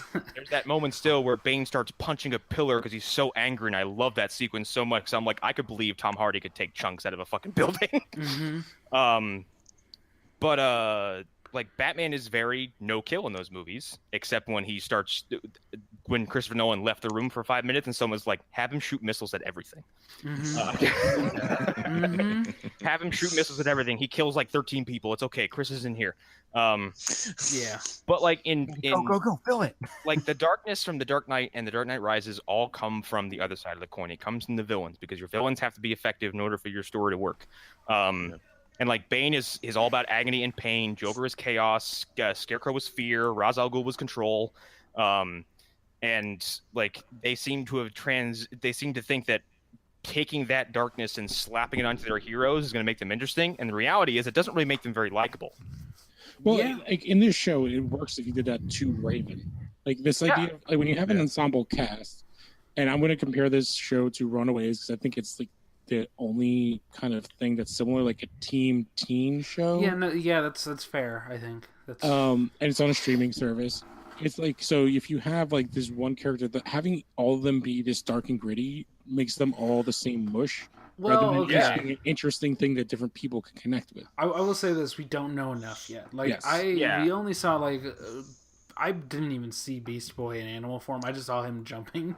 I really didn't look like dog shit. I didn't even notice him in the trailer. The only thing that excited me was here's the thing. I forgot about it because I was too busy like laughing at my ass off at the fucking Robin stuff. Well, and I couldn't even tell you anything Starfire's about. Starfire. Okay. Again, in context, maybe Starfire will work. I don't like. I think she could be Starfire. I can see her as Starfire. I think that wig's awful. I think it's really bad. Just not have her wear a wig. Yeah, I just don't get her outfit. Hair. Give her highlights. Like her outfit. Okay. Again, we don't. I don't get why the first thing you let us see of Starfire was her dressed like a hooker and then a really badly framed CGI shot. Like, what the fuck is wrong with you? She's an alien, dude. Leave her alone. Well, she's a cat lady. That's the thing. We don't know anything about her in this universe. So it's like, if you're going to show us her, make her look good. Like, that's the thing. Like, if they would have done this trailer and not shown her and Beast Boy and even Raven and just shown us Robin and Hawk and Dove beating the shit out of people, I would have been hyped. Just no dialogue. Here's you know what? This is a company-wide problem, and it's a problem across most of their properties. Whoever your marketing team is, jettison them into space. because they don't know what the fuck they're doing. Yeah. Suicide Squad was sold as 4 different movies within 6 months, and then you saw it and you go, well, what the fuck was that all about? That's a whole nother story that needs to be unpacked at a different And then, date, I actually, because I was trying to fuck around with some, I'm working on something for the group involving Injustice 2, I was going around listening to trailer music, because I need short, epic little musical pieces. And, came across all the trailers for Batman vs. Superman. Every single trailer is telling you a different story. Yep. Well, because Go ahead. I was just going to say, I think the biggest thing with the marketing team is that they don't seem to understand that we don't need to see every character. Tease us with some stuff. Yes, we understand it's a comic property. That's why we're already interested. Make us want to see the whole movie, good, bad, or otherwise. Leave me wanting something, and don't show me something that you might have an inkling would just set off my fucking my laugh at this stupid shit sensor. I mean, in the Wasp, Wasp wasn't in the trailers much, was she? No. Well, She's in a the little movie bit. a bunch. Her one epic scene was though with her running across the knife. They definitely showed that she's the action in it, and they made Paul Rudd the jokey character. Oh no, I'm talking about Michelle Pfeiffer. Oh, she wasn't they in didn't the show trailers at all. Yeah, No. which I thought was great, but But also now and back to this being connected to your streaming service, you really went with this to sell me on your network? This was what you... I think this is just all they have.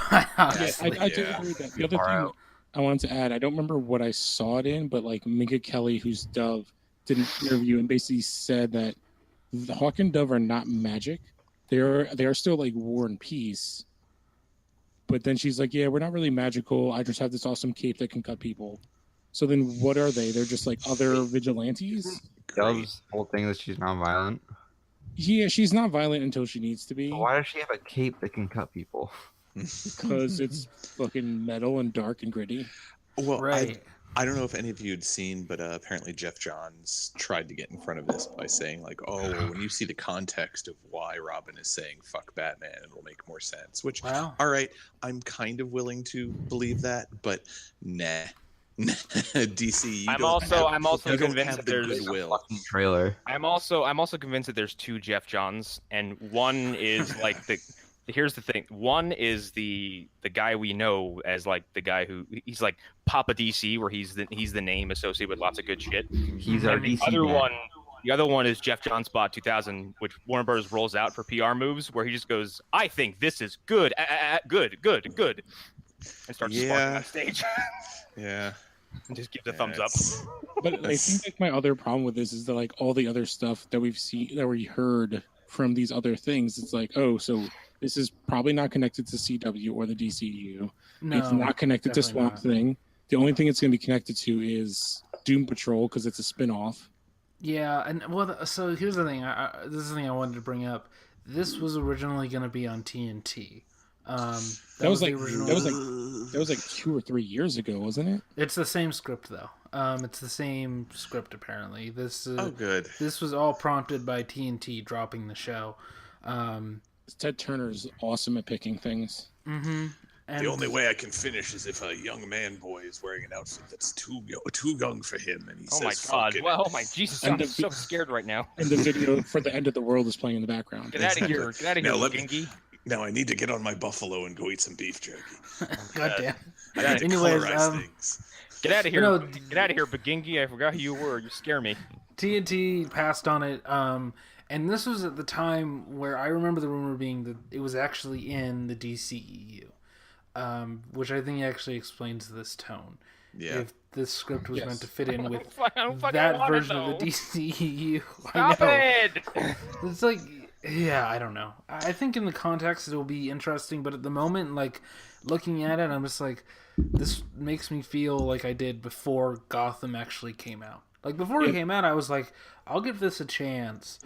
But I'm not necessarily into this. Man, I was on board for Gotham when I first heard about it, and then it happened. I was like, well, fuck this show into space. Yeah, I was on board with Gotham when it was supposed to be a cop show, and then not about Batman, and then the first thing you see is the death of the Waynes. Also, okay, that goes to another thing. Are we gonna turn Robin's origin story into Bruce's origin story now? Is that what we're gonna do? You know what? Here's the thing. if that happens, I would be so not shocked. It's not even funny because Warner Brothers is fucking terrified to put Batman anywhere else but the big screen. And at this point, like, the holes in this plan is starting to show, because you'll go as far as to wink an eye and keep referencing Gotham City and Batman and all your CW properties, and then come out and be like, we're doing a Batwoman show. Yeah, they even had the balls to say Bruce Wayne last season on Arrow. Yeah. But you won't, for the gun to your head, will not put Batman on TV, even though know it's been 50 fucking years since Batman was on TV. It doesn't matter. It happened. It was Batman 66 turned bad towards the end. It had bad ratings, and people didn't like it after a certain point. But those people that were running it aren't alive anymore. Those people are dead. It doesn't matter though. So their ghosts are running. Is this like your character? Like no, that guy running? No, the point is that Hollywood doesn't. Okay, Hollywood does not understand time. No, they don't. This is what you need to understand. So they're a time remnant. They believe in their mistakes forever. Mistakes that were made revolving around Return to Oz are still making effects on movies that were released by Disney last year. I bet if we found records, if we went through transcripts, we would find somebody referencing Return to Oz as why we can't do X or Y. Dude, or and Z. like Sony won't. Like, here's another example. Sony refuses to like let go of their idea of Spider-Man films. That you're still feeling the effects of it now, like, because little things are worming their way into like the movies you see today. Sony has been desperate for a Venom movie for like fucking over 10 years now. When was Spider-Man 3? Like 2000? 2001? I was in high school. Is the first Spider-Man movie released? It was like 2004, 2005, or something like that. Yeah, because it was 2001 because they had a advertising that revolved around the two towers.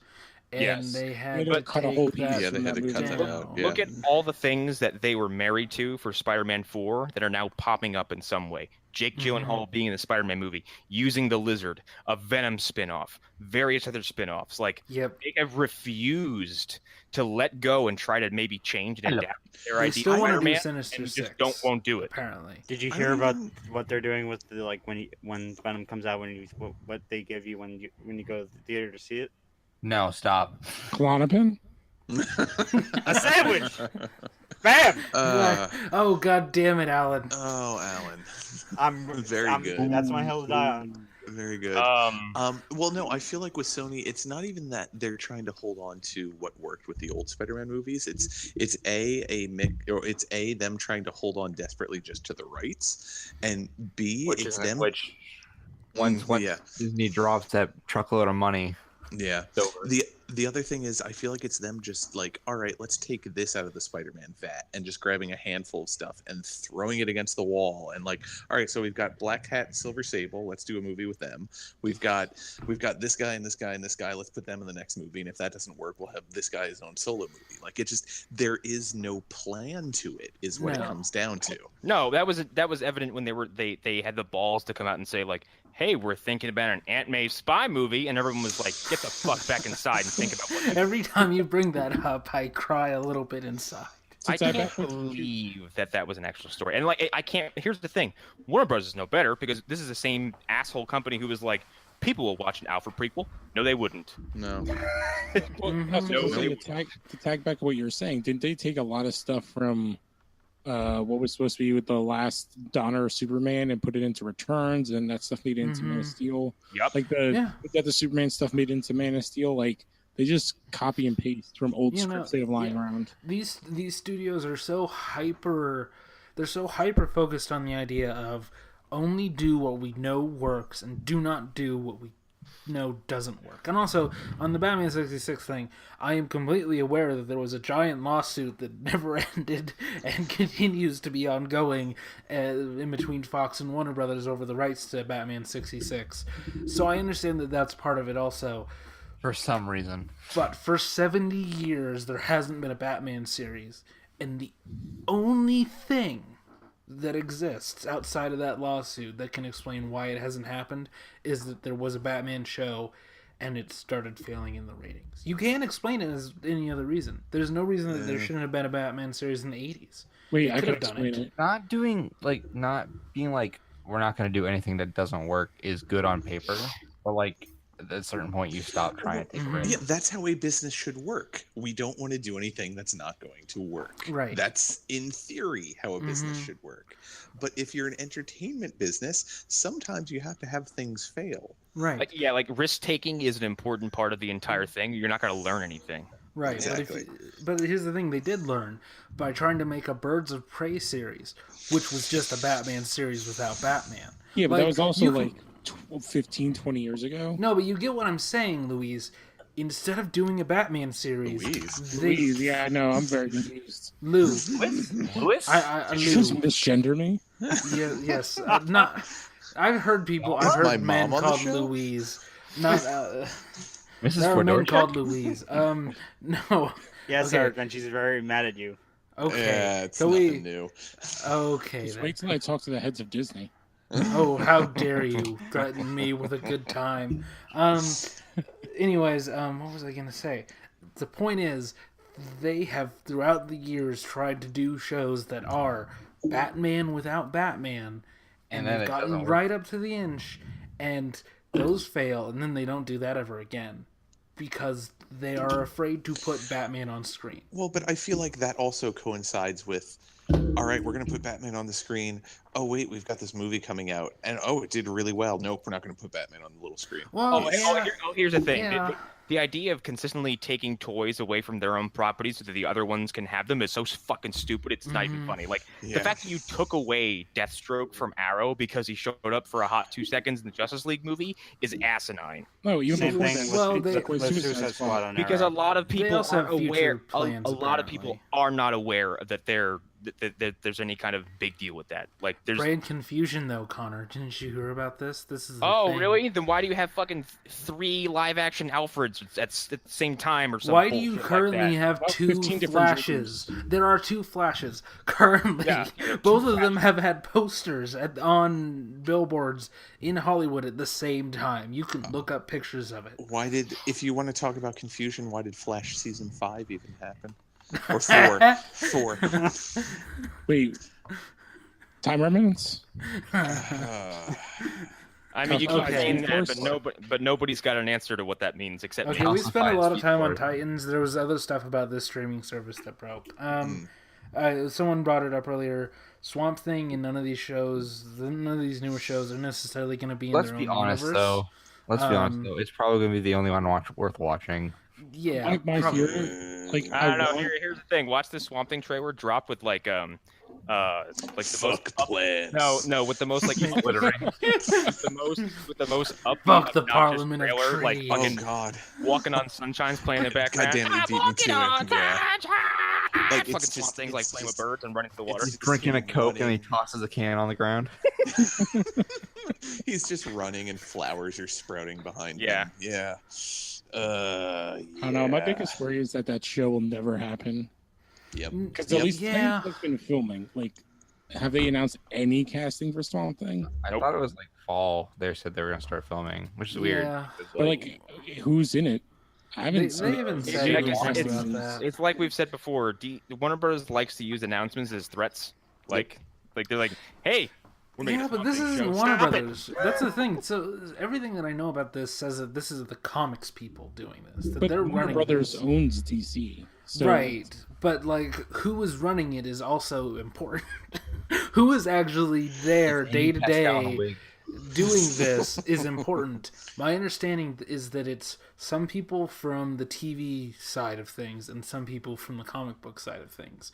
So you would imagine, since it's the comic book people and the TV people, who of all the people involved with DC properties are the most successful at this very moment, that they would know what they're Yeah, doing. I'm gonna say, like, I think we can all agree, like, as bad as the CW shows can get, it is a rotating kind of plate of quality where if one show is good for a season, another one will be bad the next season. Like, it does have this kind of switching nature, but overall, like, there's not a whole lot to complain about. And when these crossovers happen, they are ambitious and wonderful and a Each good one has fucking topped. time and super crowd pleasing. And I don't understand how you look at that and transition over to this Titans trailer and go, yeah, this will work. Also, Berlanti's involved with this, which makes me think that this is just a bad trailer. Like, Berlanti at this point is just means that it's going to be good, regardless of because Arrow's handled darkness, and like sometimes it's hokey, and sometimes you're like, that was fucking effective. Like Adrian Chase, one of the most effective villains I have seen in any of these shows, because he's slimy, he's smart, he is consistently winning, and for a hot second, I thought he actually killed Oliver's son. I liked him, and what was the guy this season? That was the tech guy. Yeah. That from Saw. I can't remember what his character name is. Ackerman? He didn't get interesting until the one episode they decided to give him some backstory. I was like, wow, Michael that Anderson. actually. Yeah. I was like, his story actually sucks when you finally get the full context of it. And I do think it might be a bad trailer because like there are some shots in that trailer where I'm like, okay, like It is a bad trailer. Remember when the Predator trailer came out like a month ago, and we were like, wow, that was dog shit. Yeah, we probably just need a better trailer. This That trailer- poster, y'all. it could be fine. Like Then why not focus test the fuck out of this thing if this is going to be Oh, your that their doesn't first step no. here's the thing. forward? That doesn't fucking work because I already mentioned Suicide Squad. Look what happened to that. Or here's Yeah. just release like one clip that's just Robin beating the shit out of people, and that's it. Or Yeah, I agree with that. like Or one just- little teaser for each character and just showing them doing something awesome that you can. That scene of her asking Robin for help.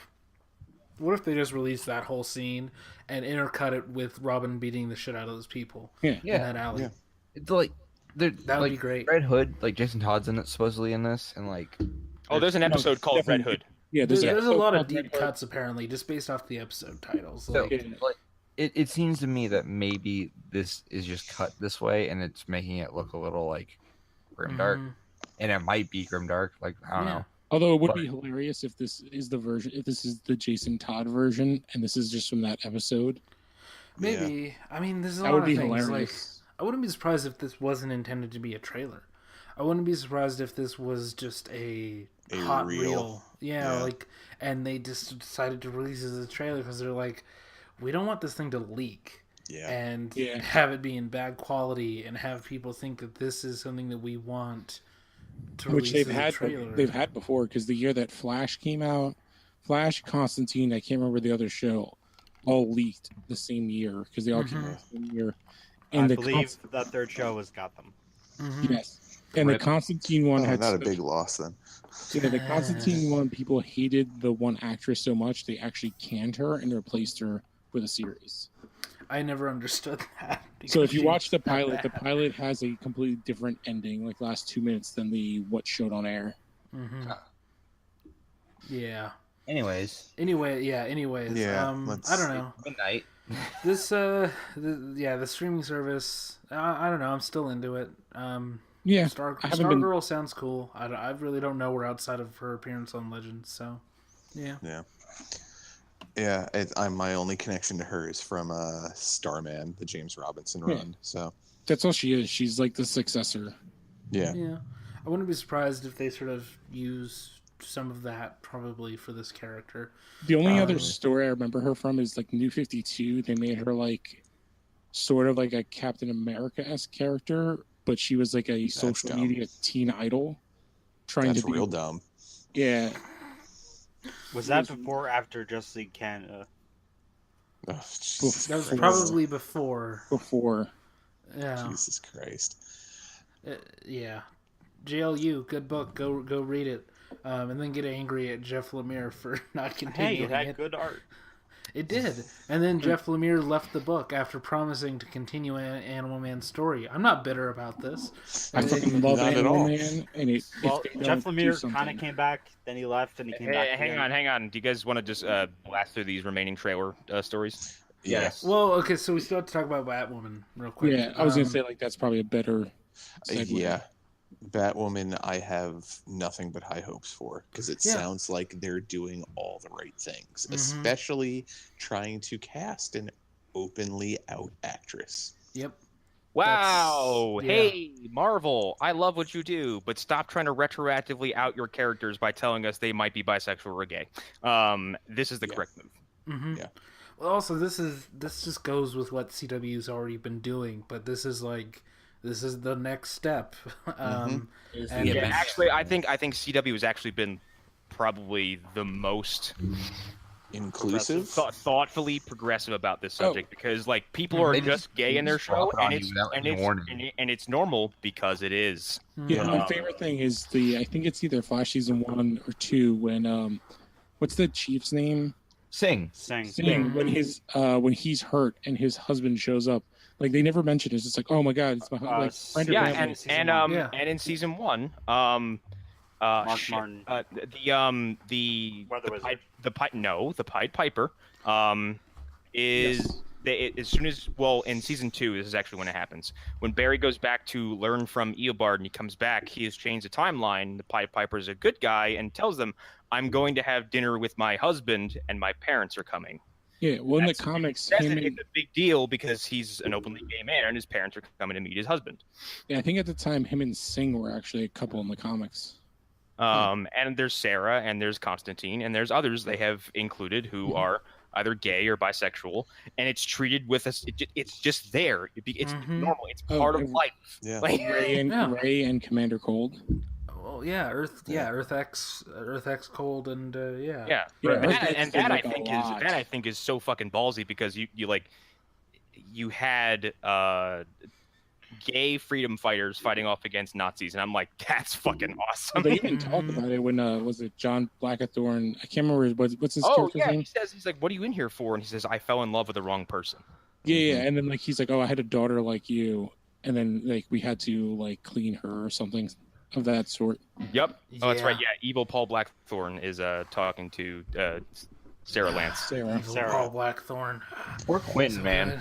I'm gonna miss the shit out of him. Getting a raw deal in every universe. He really does. My biggest thing is I won't be able to say Hoss to Arlen anymore. That's true. It's very true. And I think this is because, and I think, and this is actually ties all the way back to kind of Disney's fear of doing anything that's sensibly progressive, where they'll have Kevin Feige go out on stage and go, "Oh, well, Valkyrie is actually our first ever LBGT Marvel character." Yeah, but it's not present in your film whatsoever. Yep. So why don't you actually offer some substance to these people who are looking to be represented? That and I think I discovered it today. No one even addresses Valkyrie by name in Ragnarok. No, they don't. No, not once. Yeah, because she doesn't have a name, I guess. She's a Valkyrie, not the Valkyrie. She's a Valkyrie. The only other time they say anything to her is when they mention her by her scrapper name.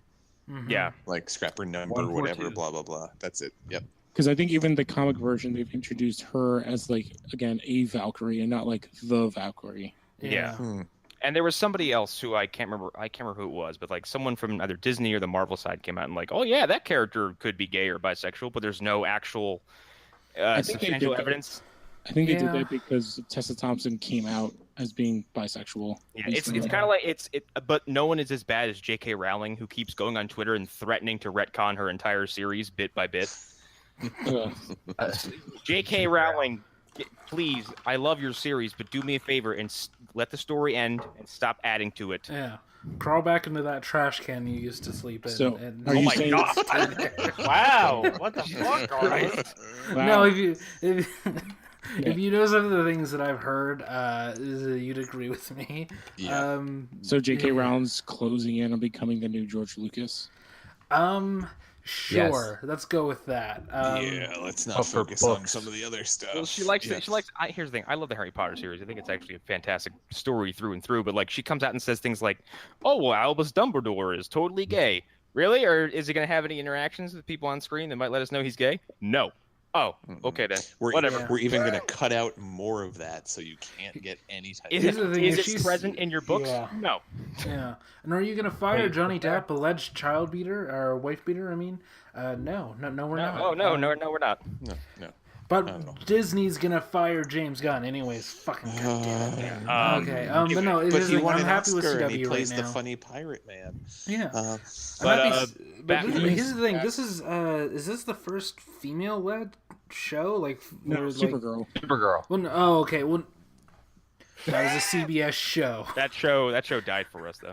Well, That show doesn't count. Legend kind of Sarah's show. I know, but I'm talking about the name is in the title, and it started on CW. No, it's definitely the first one on CW at least. Yeah. So this is the first one, which, I mean, I get it. Supergirl was a transfer, so I guess that bought them some time, I guess, if you want to think of it that way. Here's the question. Is it going to have a rap song that mentions the fact that God damn it.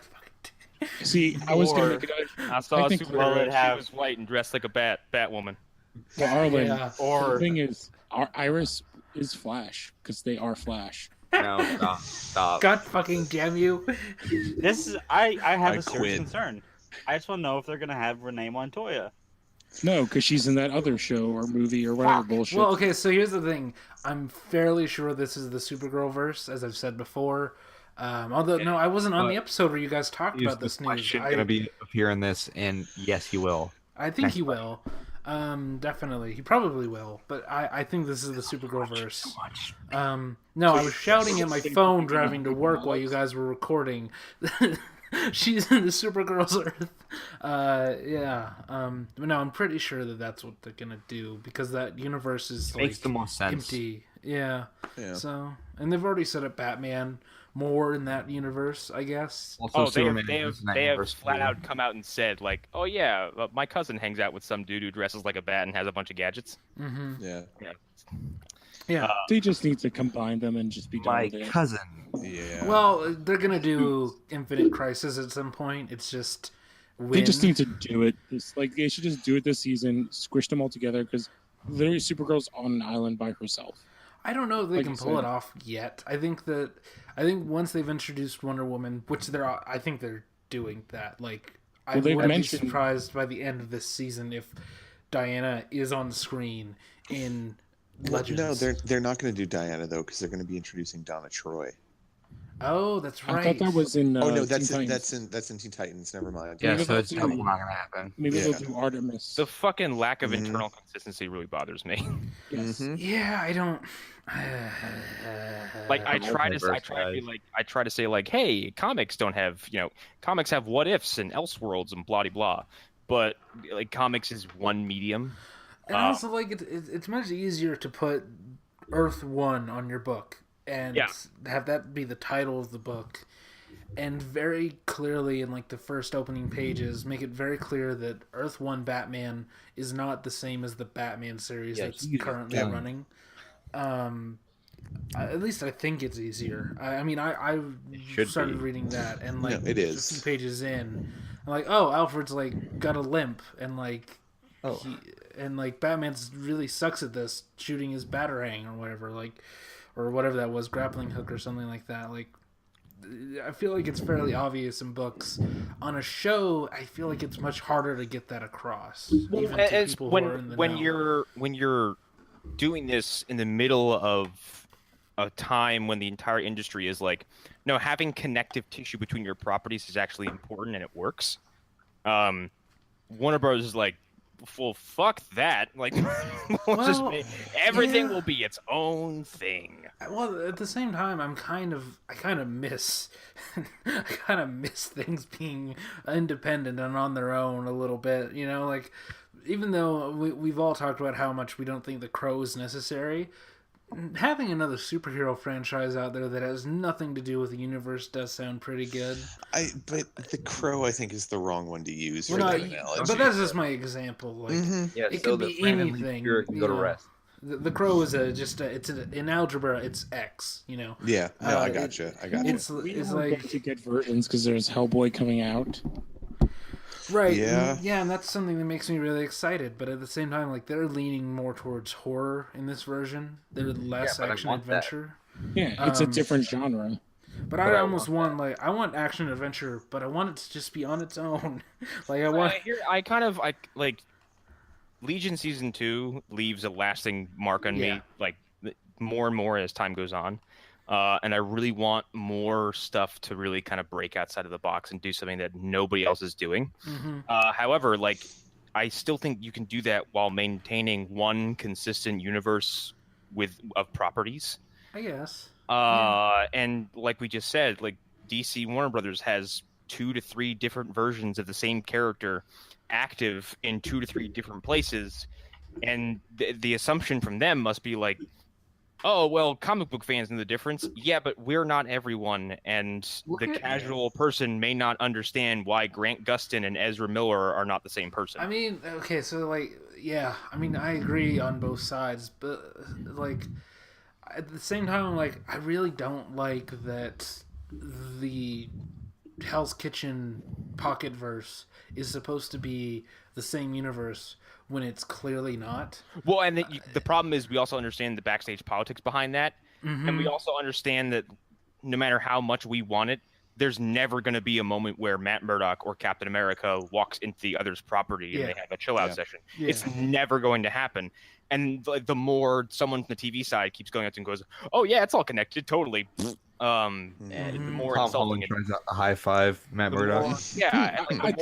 The more insulting. That is the more insulting part of it, because like they could conceivably live within blocks of each other and they'll never interact. I think once Marvel makes their own streaming, or Disney makes their own Marvel, like their own streaming service, we're more likely to get that. I mean, I would hope so, but at the same time, that Ike and Feige rivalry will never end. Like, one of them has to die first. I don't think they want to give that much of a boot. But as far as Batwoman goes, I'm a little surprised because I could have sworn CW came out and said they weren't doing any more superhero shows because of time slot. Black Lightning was supposed to be the last one, and now they're introducing this. But then we did that story where they opened up a whole nother night of programming. Yeah. But I also think they looked at ratings and were like, and my thing is something going to be canceled? That's exactly what I was thinking. Arrow. Well, nothing's been canceled yet. I don't think so. Black Lightning did really well. And also, if Arrow does get canceled, we all know it's going to be replaced almost immediately by The Outsiders. Actually, here's something that's not a cancellation, but it ties to Batwoman. The next CW crossover is centered around Batwoman. They have announced that the Legends of Tomorrow will not be a part of that crossover.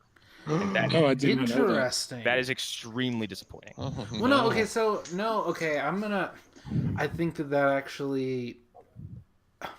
I can see how it makes sense. Yeah, I think that there's a point where they don't all need to be involved, I think that certain casts can take time off. Like, I wouldn't be surprised if next crossover, maybe they don't have Supergirl.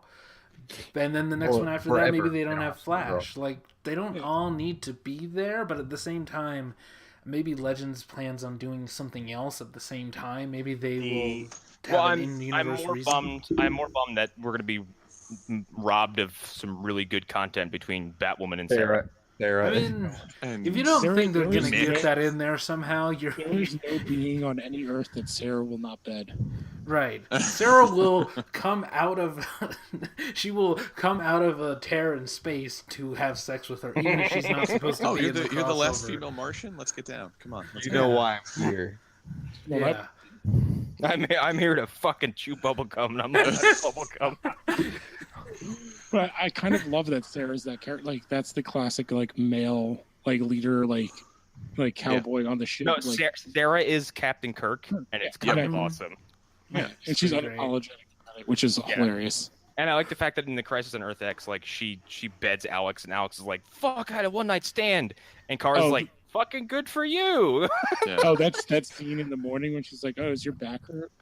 No, you fell out of bed this morning? Butt hurt? I heard you fall out of bed this morning, and Kara's like, "Oh, you skank." So good. It's so funny because she's like, "No, I'm proud of you. You went and had fun and fucking you felt yourself for a couple hours. It's good." And that's why I like Sarah, because Sarah's just like, whatever, I'm me. I'm promiscuous. Yeah. Okay, that's okay. I think we should get going. I don't know what else to say about Batwoman at this point, except the fact that it is happening, and I'm puzzled that there's more CW content. But hey, give it to me. I don't care. I mean, they're gonna. I think. As long as it's Supergirl, so they're gonna do something that I've been suggesting for a while, which is moving away from 22 episodes. I think that's. Yeah. I'm calling it right now. So while you all talk Finally. about Glass, I'm gonna go watch the trailer because I realize I haven't done that yet. So I'm gonna yeah. mute my microphone real fast. Yeah. So go Wow, ahead. he actually did it. I was gonna say, so Glass is fucking awesome. Yep. Oh my god. Yeah. Oh my god. Yeah. It's everything I wanted and more. Yeah. Like, it leaves me with enough questions where I'm like, give me the answers now. Mm-hmm. So And like, I loved, my favorite line is the like, I think it's Samuel Jackson goes like, so this is where the villains team up. Mhm. I was just like, oh yes, I just love that character, that he's like so meta in the comic book kind of vernacular. Yeah. Oh yeah, he's I mean he's the one who is the dictionary of the comic world for the viewer, essentially, which is such a smart move on M. Night's part, because he understands that people are going to see this might not understand all of these different things from comic books. Mm-hmm. And I love that he's like evil Professor X. Like Yeah. he's just so, even though he's in a wheelchair, he's so goddamn menacing, and you're like, shit. Yeah. Yeah. Well, And like, that- yeah, like when the Beast comes up to him, he like barely even twitches. Like he's like, I think Well, McAvoy yeah, says James- a line like, I hope he likes you. Yeah, like he says something on like, oh, you met the Beast. I hope he liked you. Yeah. Like at I that. think that's And, actually. go ahead. I was gonna say, like, I think he says like, oh, I hope he likes you, and then I think that's when Samuel Jackson says, this is like the time when supervillains team up. I think that's like that whole sequence. Well, and I think the whole setup is really fascinating too. Like, who is the actress who's playing the psychiatrist or psychologist who specializes in people who think they're superhumans? Sarah Paulson. Yes. Like, I who's- didn't know she was in it. That's a perfect, I did not know. perfect choice. I forgot about her casting, and she is so good. Yes. To me, Yes. I was like, wait. So is she gonna be another super? No, she might be. I'm wondering though. I'm thinking she's going to be the audience member, essentially, who's seeing all this stuff happen. And the next super is supposed to be the young lady who's kidnapped in the James McAvoy one. Shit. Yeah, What was it? presumably she has powers of some sort because the rules of this universe are if you are damaged in some sort of way, you will probably develop abilities. Yeah, and everybody has an opposite. So if McAvoy's like these 13 different things, is she like a super? Like she's just like She's super sane. yeah. Maybe. Well, as weird as it is, like we were talking about the Grant Morrison stuff before. Like in his Arkham Asylum, that's that's what Joker is. He's super sanity. basically, Joker is it might so be that sane. Sarah He just Paulson reinvents is himself her every day. thing, like, or maybe Sarah Paulson is, what is his actual name? Crumb.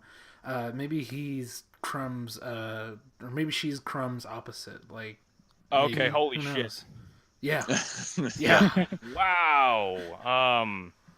Like, if you told me M. Night Shyamalan was going to bring me an anticipated crossover event, I would have punched you in the mouth. Mhm. Yeah, this is the biggest challenge to the MCU ever. Actually, I don't know about on that, first but visual yeah. overview. I don't think Lou is exactly off base. Like, Here's the there's thing. been- Yeah, here's the thing. Like, it has yet to fail. Yeah, that's true. Yeah. And And mind you, more successful than DC and Warner Bros. have been. mind you, And the second so- movie was the most stealth-like sequel ever to exist in the history of movies, but still, like, yeah. Godzilla, though. Yeah. Challenge me on my turf. I'm sorry.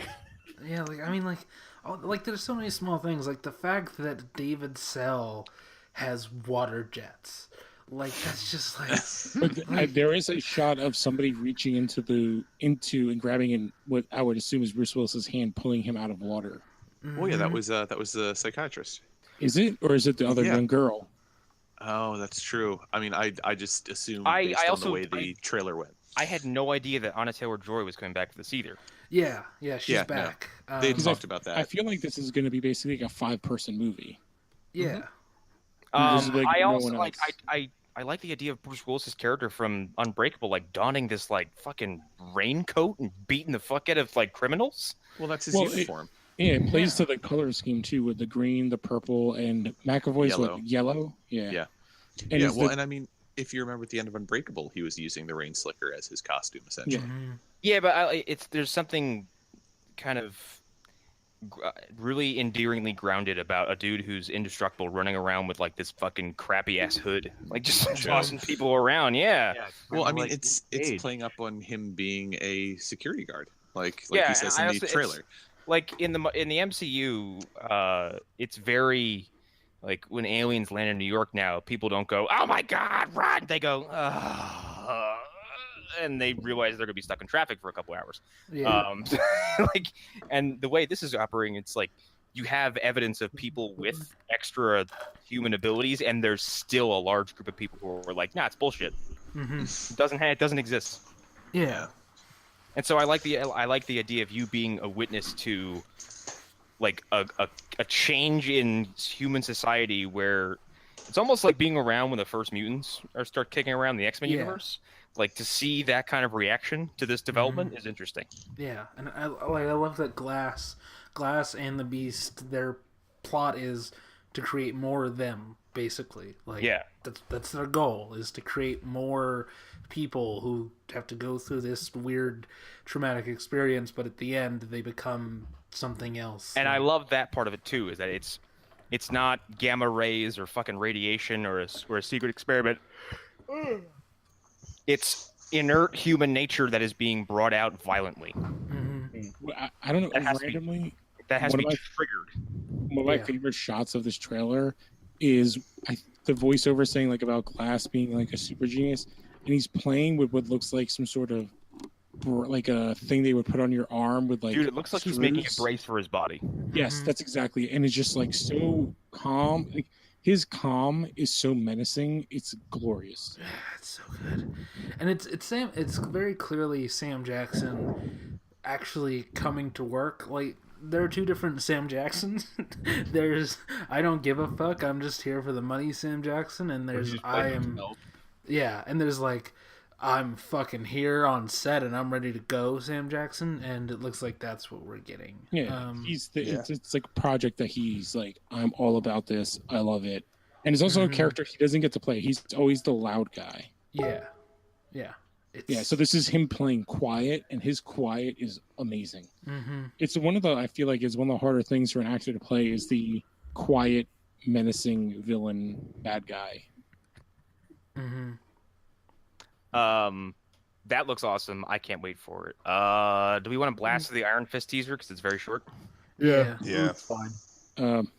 Not much to say except for, hey, it doesn't look as shitty as the first season. Yeah. I wonder why. As long as it takes the stuff from Luke Cage and Defenders and rolls forward. Also, there's an immediate sense of like, hey, you practice the fight sequences, and Finn Jones actually looks semi-intimidating. So I heard they got the guy from Black Panther who choreographed all the fight sequences, and that is involved in this. Yeah, that's what I we'll heard talk as well. about it more when we talk about Luke Cage, but I think one of the big things is that they changed his style.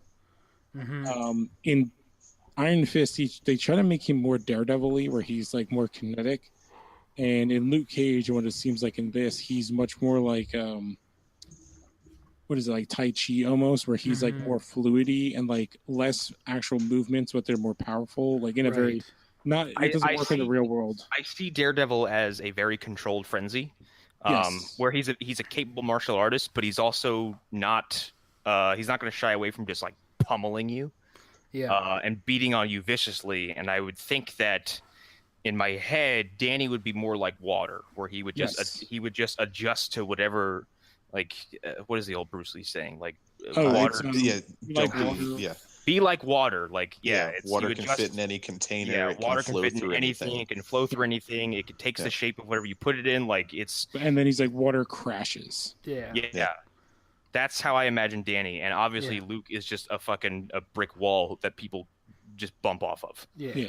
So I see like Daredevil is more of like he in the fight, and Jessica throws you. That's her move. Like, to me, Matt almost wants the fight. Like the punishment is part of the thing. Like him getting hit, it like feeds him. Yeah. Where Danny should be more like never getting touched. He should be just kind of like they're very just like moving out of the way, like goofy. Just like uses everything against you, pretty much. Yeah. The whole thing is like he's just gonna kill you. Yeah. It's all about killing you quickly as possible. I don't know. It's not really much of a teaser. the most you can read in on anything is what he's saying, and it makes me think that the hand is coming back, which See, I didn't get any of that. No. See, I didn't get any of that. I didn't. Well, he says it's the thing about a war. And I'm like, Yeah, but I think it's more of a war on the streets because to me, this is directly like post Defenders when he's like taking over Daredevil's spot. Like he's the New York's Defender. yeah, and I could definitely see that, and I hope that that's what they're doing. I hope you're correct. And I hope that they like how they had him in Luke Cage. I hope Luke Cage is in this season as well, and they kind of cross that stuff back over. And here's the thing: I think the problem with the Hand is that we've dealt so much with the fact that they're ninjas, whereas like there is a street level crime aspect of the Hand that is interesting, that is there in Iron Fist, and it's one of the better parts of that show.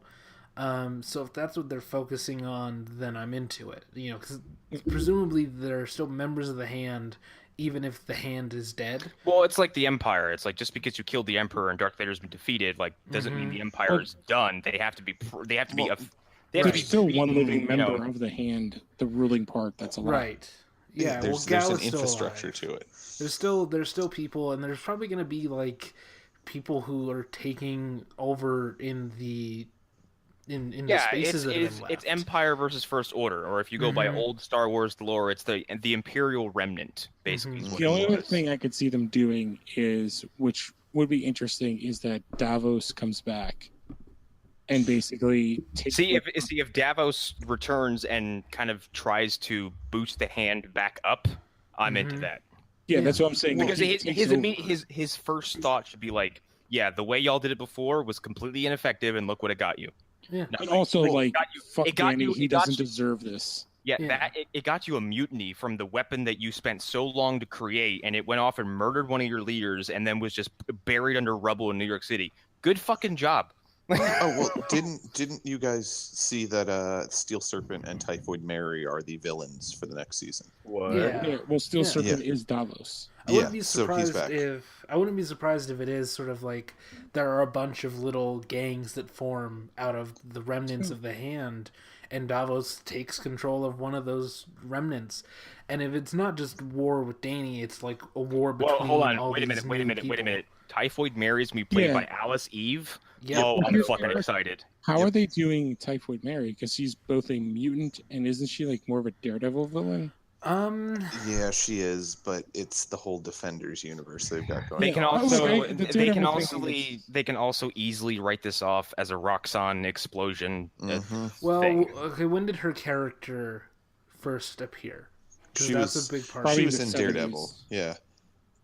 Like She's I need a recent decade. character. Like is she 80s, 90s, 2000s? She's 70s. Oh, is she really? 70s. I think 70s. Yeah, She's like one late of the 70s. real early Daredevil bad guys. Oh, Yeah. oh, I'm thinking of someone else. Never mind. I don't even remember. Like her power set's like really wonky. Yeah. But she it's- premiered in Daredevil? Is that what If you're I telling remember me? correctly, yeah. If She's she like premiered in basically Daredevil, Mother Matt, then if I remember she's correctly. She's fair Daredevil's game. version of like Black Yeah. Cat. yeah. If she premiered there, she's sort of she's one of those in between characters, like She's Wanda a legacy and, character. Yeah, Yeah. like Wanda, like fucking what's his Quicksilver. name? Quicksilver. Yeah. My question is, in season 1 of Iron Fist, did Davos have his version of the Iron Fist? No. Or did... No, but they Okay. confirmed that he will already. Yeah, so. he does apparently, because I'm reading this thing from Yeah, IGN the end of saying the season is that him and the daughter of whatever shitbag family basically get Hope Meacham. conscripted by Madame Cow. Yeah, well, this description is from a clip that played more so than we saw. The man gets up to face Davos himself, and Davos pulls back his arm, punching the man square in the chest with his glowing fist, which is red instead of gold. See, what my hope is that even if it doesn't happen this season, that this sets up the battle of the immortal weapons. I was gonna say it sounds like they're pulling heavily from the Brubaker run. Yeah, because they talked about there were a lot of little hints in season 1 of Iron Fist if you paid attention, which was very hard to do. Yeah, because you're busy not trying to fall asleep. Because I can't. There's like a couple of scenes where Danny talks about like, oh, like Kunlun's like one of the immortal cities. So that there's like 7 of them, right? Yeah, something like that. Because there's like Son of I just want to Dogs, see Ward again. Fat Cobra. Alan wants to see Ward. No, I want to see Fat Cobra on TV and live action. Wait, I'm sorry. I'm sorry. What, Alan? Yeah, no. You want to see? We're talking about the son, right? The wee guy from Iron Fist season 1 who like cries the entire season and just looks upset, and then when he finally picks up a gun, he's like. His only good episode is when he kills his dad.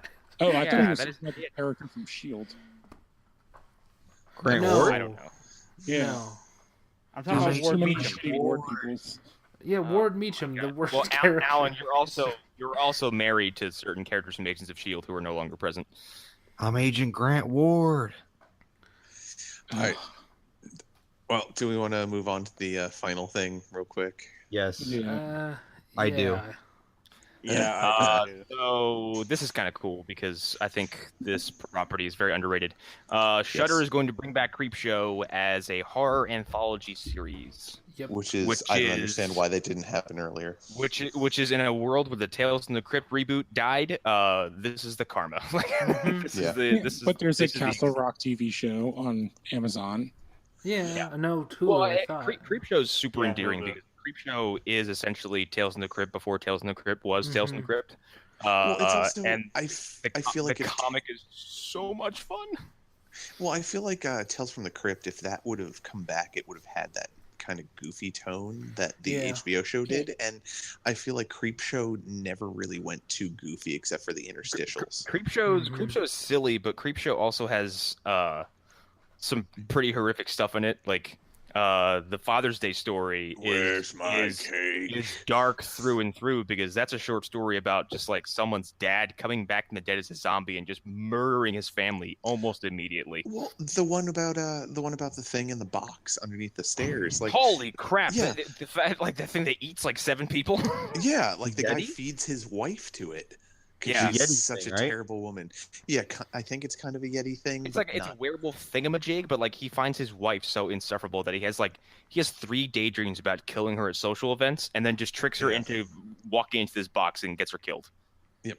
No, the first Creepshow is actually very efficient horror. Yeah, and I think the second one is actually really cool too because the second one has that tar monster story that gets under my fucking skin because I do not like open bodies of water where I can't see the bottom. And it welcome to my house. Welcome to the Northeast, man. So much. I'm from there. That's where the fear originates from. It's like, let's go swimming in that. That water's black. That water's black. Champy's gonna get me. Oh, God. But I don't remember much of Creepshow too. But Old Chief Woodenhead. Thanks for the Ride Lady. Thanks to the Ride Lady is probably the more cheeky story of the bunch. But and then the Tar Monster, and that's all I can remember. But Creepshow 1 has the story about like the dude who's super like anti-germ who lives in this like sterile apartment, and then cockroaches just fucking invade his apartment over the course of a few hours and just like totally dominate his living space. And they end up bursting out of him. Yeah. It is horrifying. And the one with Leslie Nielsen where he drowns Ted Danson Ted Danson and his girlfriend are buried up to their heads in sand, and Leslie Nielsen just lets low tide or high tide roll in and drown these people. Yep. And he has a videotape watch. He has the videotape set up or the video camera set up so Ted Danson can watch his girlfriend, which was actually Leslie Nielsen's wife, I think, in that story. Watch her drown and she can watch him drown. Yeah. Yeah, Creepshow's awesome. But Creepshow is also like it's billed as, and even the movie is framed, it's based on the comic. It's framed on these like old controversial horror comics that like all are corrupt in the youth of America.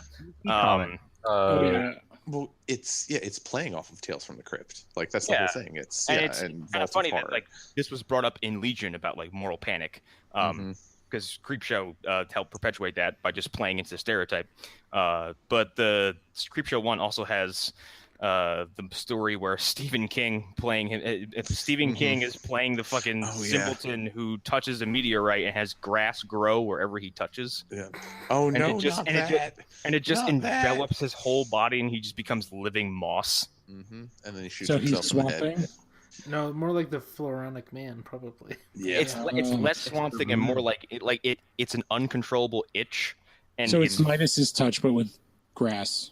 Yeah, like with like space moss, and it's physically like it's not pleasant to have this happen to you. I just wanted to say your talk about the roaches just reminded me of a really shitty Jerry O'Connell movie. Oh, Joe's Apartment. Joe's Apartment. Yeah, based on the MTV short. Yeah. Yeah, that's all I could think of when you were talking about this apartment gets filled with roaches. I was like, oh my god. If you guys haven't seen the first Creepshow, go back and watch it. It's actually really good. Really, really good. Yeah. I'm into anything anthology. Like VHS should have been a show.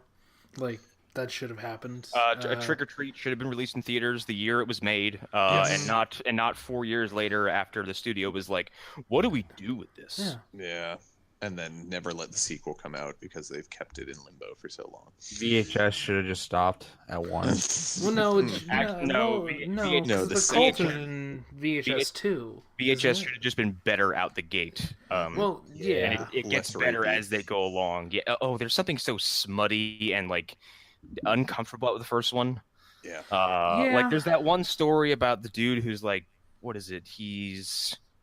Oh no, it's a girl. It's this couple is like they're filming their trip, and then it turns out someone's been filming them the whole time with their phone, and like the last shot of the story is just this dude pinned down in bed while some girl slits his throat. Right, and then she runs off. It's just really kind of creepy and invasive, and I don't like it. And it's not. It seems like discomfort for the sake of doing so and not for the sake of telling a compelling story. Yeah, there are segments in there that I don't like, but then again, like the cult is like so. Yeah, good. and that's I think part 2 though. I like you a lot from. There are segments in part 1 that I also like. What was the other one? Even though the eye is weird, I actually really like that segment. Was that in part 1? I can't remember which ones are in which I'm one. pretty sure that's part 2. Like part 2 was the one that I watched. I was like, all right, let's see what this is, and I was blown away by how good it was. Like part 1, they definitely get better as time goes on. They do. Part 1 was the one that had a whole lot of just like very much slasher tropes, other than the one that Connor was just talking about, the very first part of it. Is the one with like the monster that's made out of like pixelization in part 1? Because I really glommed onto that. I think that's part 2 as well, because part 2 is the one that ends with the alien. First person one. I Like You is from the first one, isn't it? It is. I Like You is definitely in the first one. I Like You is fantastic. Who here has not seen the first VHS? Me. Okay. There's very few. You can probably just look up the best segments on YouTube. I Like You is definitely one of them. I Like You is basically this group of guys goes out to be drunken shitheads, and they stumble upon this girl who is very attached to one of them, and she's immediately giving off like a vibe about a doomsday vibe. You're like, she's not what she says she is. Well, they're trying to do like Bang Bros, like we all know what Bang Bros is. Like they're trying to do their own version of that, but they don't realize that that's fake. So they're trying to Wait a minute. And they pay for it violently. I think I need Arlen to explain to me what Bang Bros is. Lou, come on. Lou, really? I also don't know what Bang Bros is. I'm a happily married man. Lou, okay. Bang Bros existed in 2002. I'm not a happily married man. I don't know what Bang Bros is. I think I get what the concept is. Well, no, so the term Bang Bus comes from Bang Bros. Yeah. It's that sort of like, oh, we're douchey guys, and would you like to come blow us? Do you need a ride somewhere? Yeah, well, here's $50. Here's a ride to Fucktown. I wish that it wasn't exactly that. Tuesday the 17th is what I'm talking about, actually. Like, there's like a video glitch that's like a serial killer, but it only shows up on screen as like a glitch. I remember that one. I really like that one. I can't remember if that's part 1 or part 2. No, that's part 1. I'm looking at it right now. Oh, okay. But no, like I like that one. I do like the video chat one, even though I can't remember what the actual ending is, but it's I like it at least. I like the one where they keep on like where they realize that they're ghosts at the end, which is a spoiler, but they're like going through like a ghost house and shit, and then they get hit by a train. That was it's a ghost train. Does Sabin show up and suplex it? No, but the second honeymoon, that's the one where the girl is revealed to have a girlfriend who's stalking them, and she kills the husband. Isn't that the first one, or is that the second one? That's the first one. I do not like that segment. Yeah, I hated that one. And honestly, my biggest problem with the first one is just the very beginning of it gave me a very like shitty rapey vibe. Mm-hmm. Because they're videotaping like pulling that girl's shirt or pulling her skirt down or whatever the hell it was, and I was like, yeah, and that just left a bad taste in my mouth for the rest of the movie. No, I can see why, but yeah, Amateur Night is the I Like You one. Okay, that's David Bruckner. I don't know what happened to me there, but I think Google Hangouts was like, "You've done enough podcasting today. Time to go." Probably. But yeah. Anyways, VHS. As a concept, I like VHS, and I think that as a show, it would have worked better because you're not judging it as movies; you're judging it segment by segment. Yes. Also, Shudder is a fantastic little platform. It's $5 a month for like a shit ton of. I had to cancel. Shit ton. Yes, I had to cancel my Shudder because I couldn't afford it. Like a week ago, they sent me an email, 2 free months, because I was such a good subscriber and because they liked me as a subscriber enough.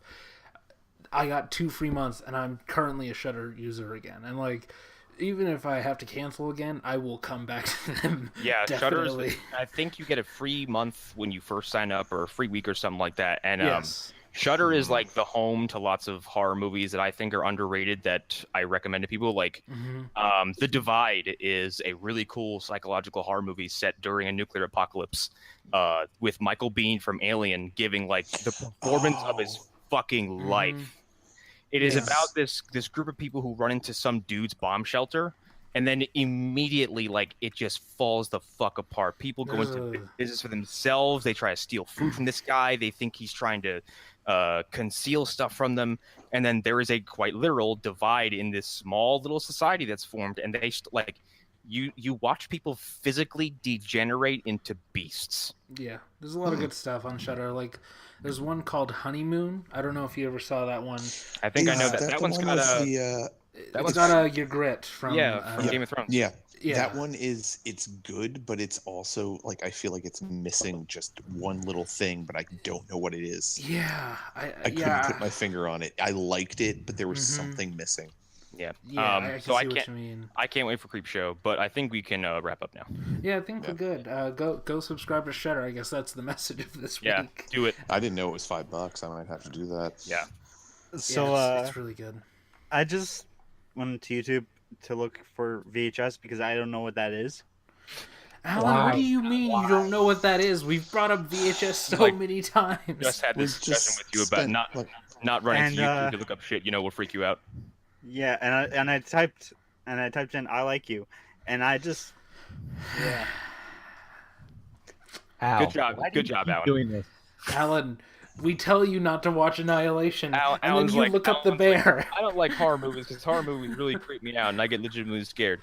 Hey, what's Annihilation? Alan, don't look it up. He comes back 5 minutes later. Oh my god, that was the scariest thing. Alan's like, I don't like zombies. He watches 15 zombie movies. Alan, you're the person where you look down like a plate, and it says in big bold letters, "I'm hot." You look at it, and you process that, and like the camera cuts between your face and the plate, and your face and the plate, and your face and the plate, and then you just touch it anyway, like,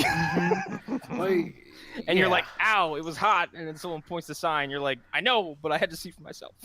Why did no one warn me? See, the sewer stuff is ruined for me because when you were doing that, all I could think of is from DBZ Abridged. It's like, "Kid, you look at your men. Now look at me. Now look at your men. Look at me. Look at your men again. Oh, the balls are gone. The balls are gone. I've thrown them."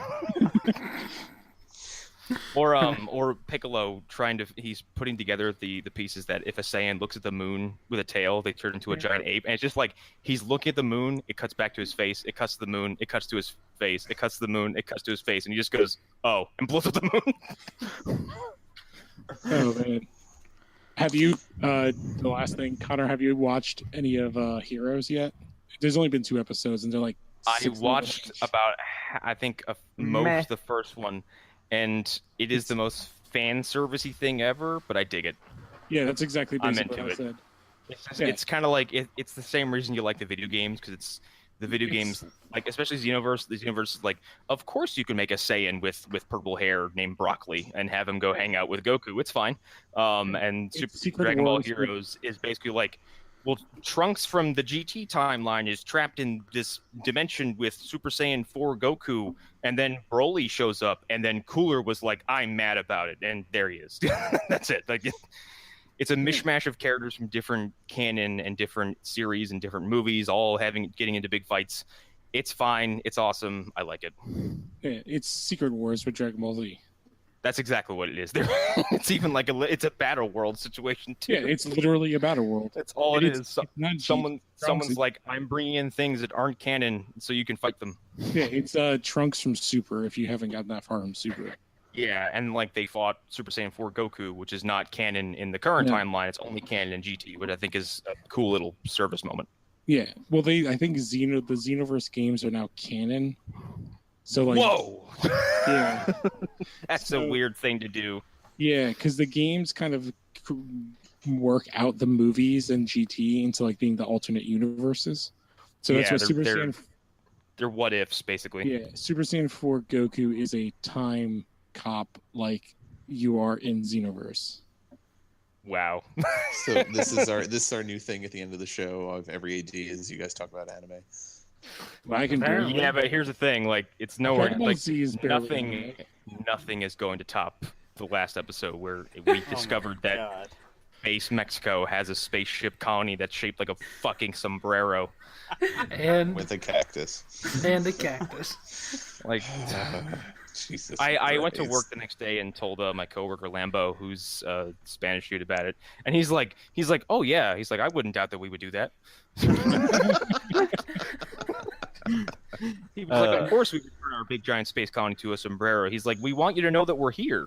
Thank God I finally got the context of that, because I like saw that in the chat and I was like, I think I watched like 5 episodes of G Gundam after that, and I was like, "What the fuck is going on?" Dude, I pulled that Gundam out of my closet and added some more pieces to it. Finally, I watched like 20 episodes of it, and then I forgot how little of each episode is actually an episode, because there's like 5 minutes of, like, recap, and then there's just like 5 minutes of bullshit. I also I immediately went back on YouTube and watched Gundam Wing Too Long Didn't Read. And I hope some of you watched it, because I put it in both chat windows, and they just sucked the context out of like several episodes and just edited them together in this really violent way. I didn't watch all of it, but the thing that stuck with me was like, "Do you want us to open fire, sir?" No. Blow him out of the sky. Like, my favorite, or it's slam cuts of people going, "Damn, damn, damn, damn, damn." Oh, can you send in the chat again? And also, I love that Gundam like just redoes their old shows, but just relabels everything with better animation. Yep. Because Gundam Wing got redone basically was like 00. It was something from a couple years ago. It's literally the exact same show. It's the exact same plot. And they did the same thing with the original, with like the Gundam Seed is like the exact same thing as the original Gundam. Well, I mean, at some point you're just there's so much of it, you're just gonna reboot your own shit anyway. All right, we can wrap up now. Yeah. It has been a long one, and this is my 3rd podcast of the day. Same. I would like to do something that isn't talking to a microphone before I have to go to bed. No. I don't do that with people present. Anyway, I'm Connor McGraw. We just recorded the Guyver episode of Movie Dumpster today. I loved it. Joe loves it. Sean hated it, which makes for some really good content, because every time me and Joe are gushing about the movie, Sean is just like, nah, just can't. But he could not step away from the fact that Guyver has fantastic practical effects for a movie from 1991, and it's really stupid fun, and it's basically just R-rated Power Rangers if the super suit that the Power Ranger wore was made of snot. He's like a gross Power Ranger. Yeah, it's a disgusting version of Power Rangers where it's just someone looked at Power Rangers and said, you know what that needs? Body horror. Lost Haro podcast every week from me, Arlen Haro. The episode that went up today is the film score episode that I did with Connor. And I cannot wait to listen to that one. Yeah. I've got a fucking weird pick in there that I can't wait for people to get to. It comes up pretty soon, and you will not believe it. It's a good episode. You'll listen to it. More Mission Possible next Friday. The next episode of Smallville Chronicles that should be out is Kinetic, which is the one with Shawn Ashmore and where it's Leech. Pippin. Yeah, I'm thinking of wrong episode. You spoiled it, dude. Man, I was looking forward to watching that. Goddamn. Dude, it's almost 1 in the morning here. I feel like I'm gonna pass out. Don't follow me anywhere. Fuck you. I like the level of energy that I have versus like East Coasters because like I'm in the past. Same. Okay. Yeah. Okay. The West Coasters are superior, one might say. No. No. Anything else to add, Hunter? So something's coming soon that you should look out for. Look for a link. Something me and Arlen are doing. We actually recorded something for today. So Yeah, that was the aforementioned 3 podcasts. Yeah. We did another pilot. Yeah. And in 3 months or 2.5 months, something me and Hunter are working on. I said it during the recording today, but it needs to be said that we are a rinky-dink operation pushing out a lot of content per week. So please support us in any way you can. Christ, my God. Just write a review, something, you lazy shits. God, we're trying. Hey, all of you. You can find me at Eric_Feeder on Instagram, dogs, cats, comics, food. Try and follow me. I'll probably not remember that I said this, and then I'll wonder why the hell are these people that I don't know trying to follow me. I'm around the Phantom Zone talking about comics and being angry in general about stupid shit within the comic book world at this point. And pushing you're a Hitman pusher. Oh yeah, well, Hitman is something you should all read, and I'm disappointed that none of you have. Eric is like a drug dealer for comics. I've been converted. The other thing I wanted to add was I've started to work on my first hip hop album. It's going to be Skyrim based, and just a little sample. Gonna hit it so hard, make you drag and shout, Dovahkiin, eat your ass on a plane, Skyrim. Wow, I thought the rap that the Gremlin says in Guyver was cringy. I'm pretty I've happy been with looking high, I've been looking low. But it's the wordplay. The eat your ass on a plane, Skyrim? Come on, that's gold. If you ever listen to real rap, it's not about what you say, it's about the beat. Mm-hmm. God damn. Mm-hmm. Yeah, I forgot to mention that the guy who plays the rapping gremlin in Guyver is, oh god damn it, fucking Dynamite dude from JJ Walker? Yes. Walker? Yes. You want to know? And he says Dynamite at the very end of the movie. I totally forgot he was in it because he's all bald at this point. Like, yeah, well, he spends most of the movie in his beast form, which looks like Jar Jar Binks fucked a gremlin, and he's got big old bling hanging from his neck the whole time. Yeah, I totally forgot about that. I know one factoid about him that's even sadder than being in that movie. What's that? He used to date Ann Coulter. Oh my god! Wait, hold on. Human beings can date Ann Coulter without having their skin melt off? Well, JJ Walker did. Well, I mean, like, I imagined her whole house smells like sulfur. He's my favorite rubber glove stretched over a skeleton. Well, he just surrounded her with salt, and she was bound to do his bidding. So he walked in her house, and she's like, her eyes just roll back into her head, and he's like, "Oh Jesus!" And she's like, he has no power here. Oh, Lou, anyway. you got anything to plug? Yes. So yeah, Lou Gonzalez, Lou A. Gonzalez on Instagram and Twitter. His pictures of my dog being way too comfortable on the couch and beer.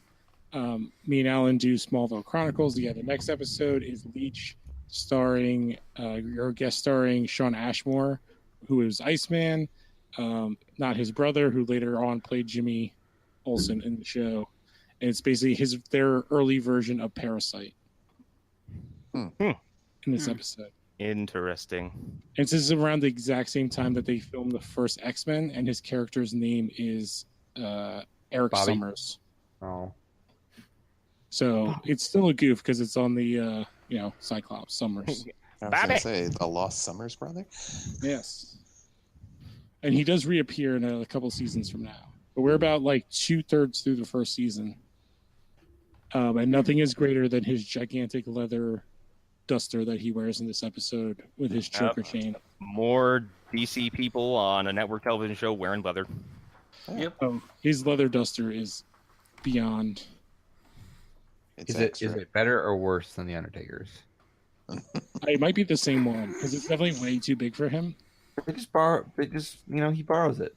But can I just say, like, here's 2 songs that were in this episode: "Fade" by Stained and "Fat Lip" by Sum 41. Oh my God. Okay. And one more, "Elevation" by U2. Oh God. At first the show started out as like, oh, we're gonna go back and watch Smallville. This is turning into a damn what's the word? Time Damn capsule. ass fuck. Yeah, it's definitely a time capsule of the early 2000s. It is beyond ridiculous at points. Okay, I still listen to Sum 41, so don't even. Goddamn. Although I do have to say, it may annoy you, but in like 2 or 3 episodes, there is a villain who controls a swarm of bees. Yeah, you've mentioned that. On that note, I'm gonna go jump out a window. Bye. Bye, everybody. Fuck you, alt-right trolls, so goddamn much.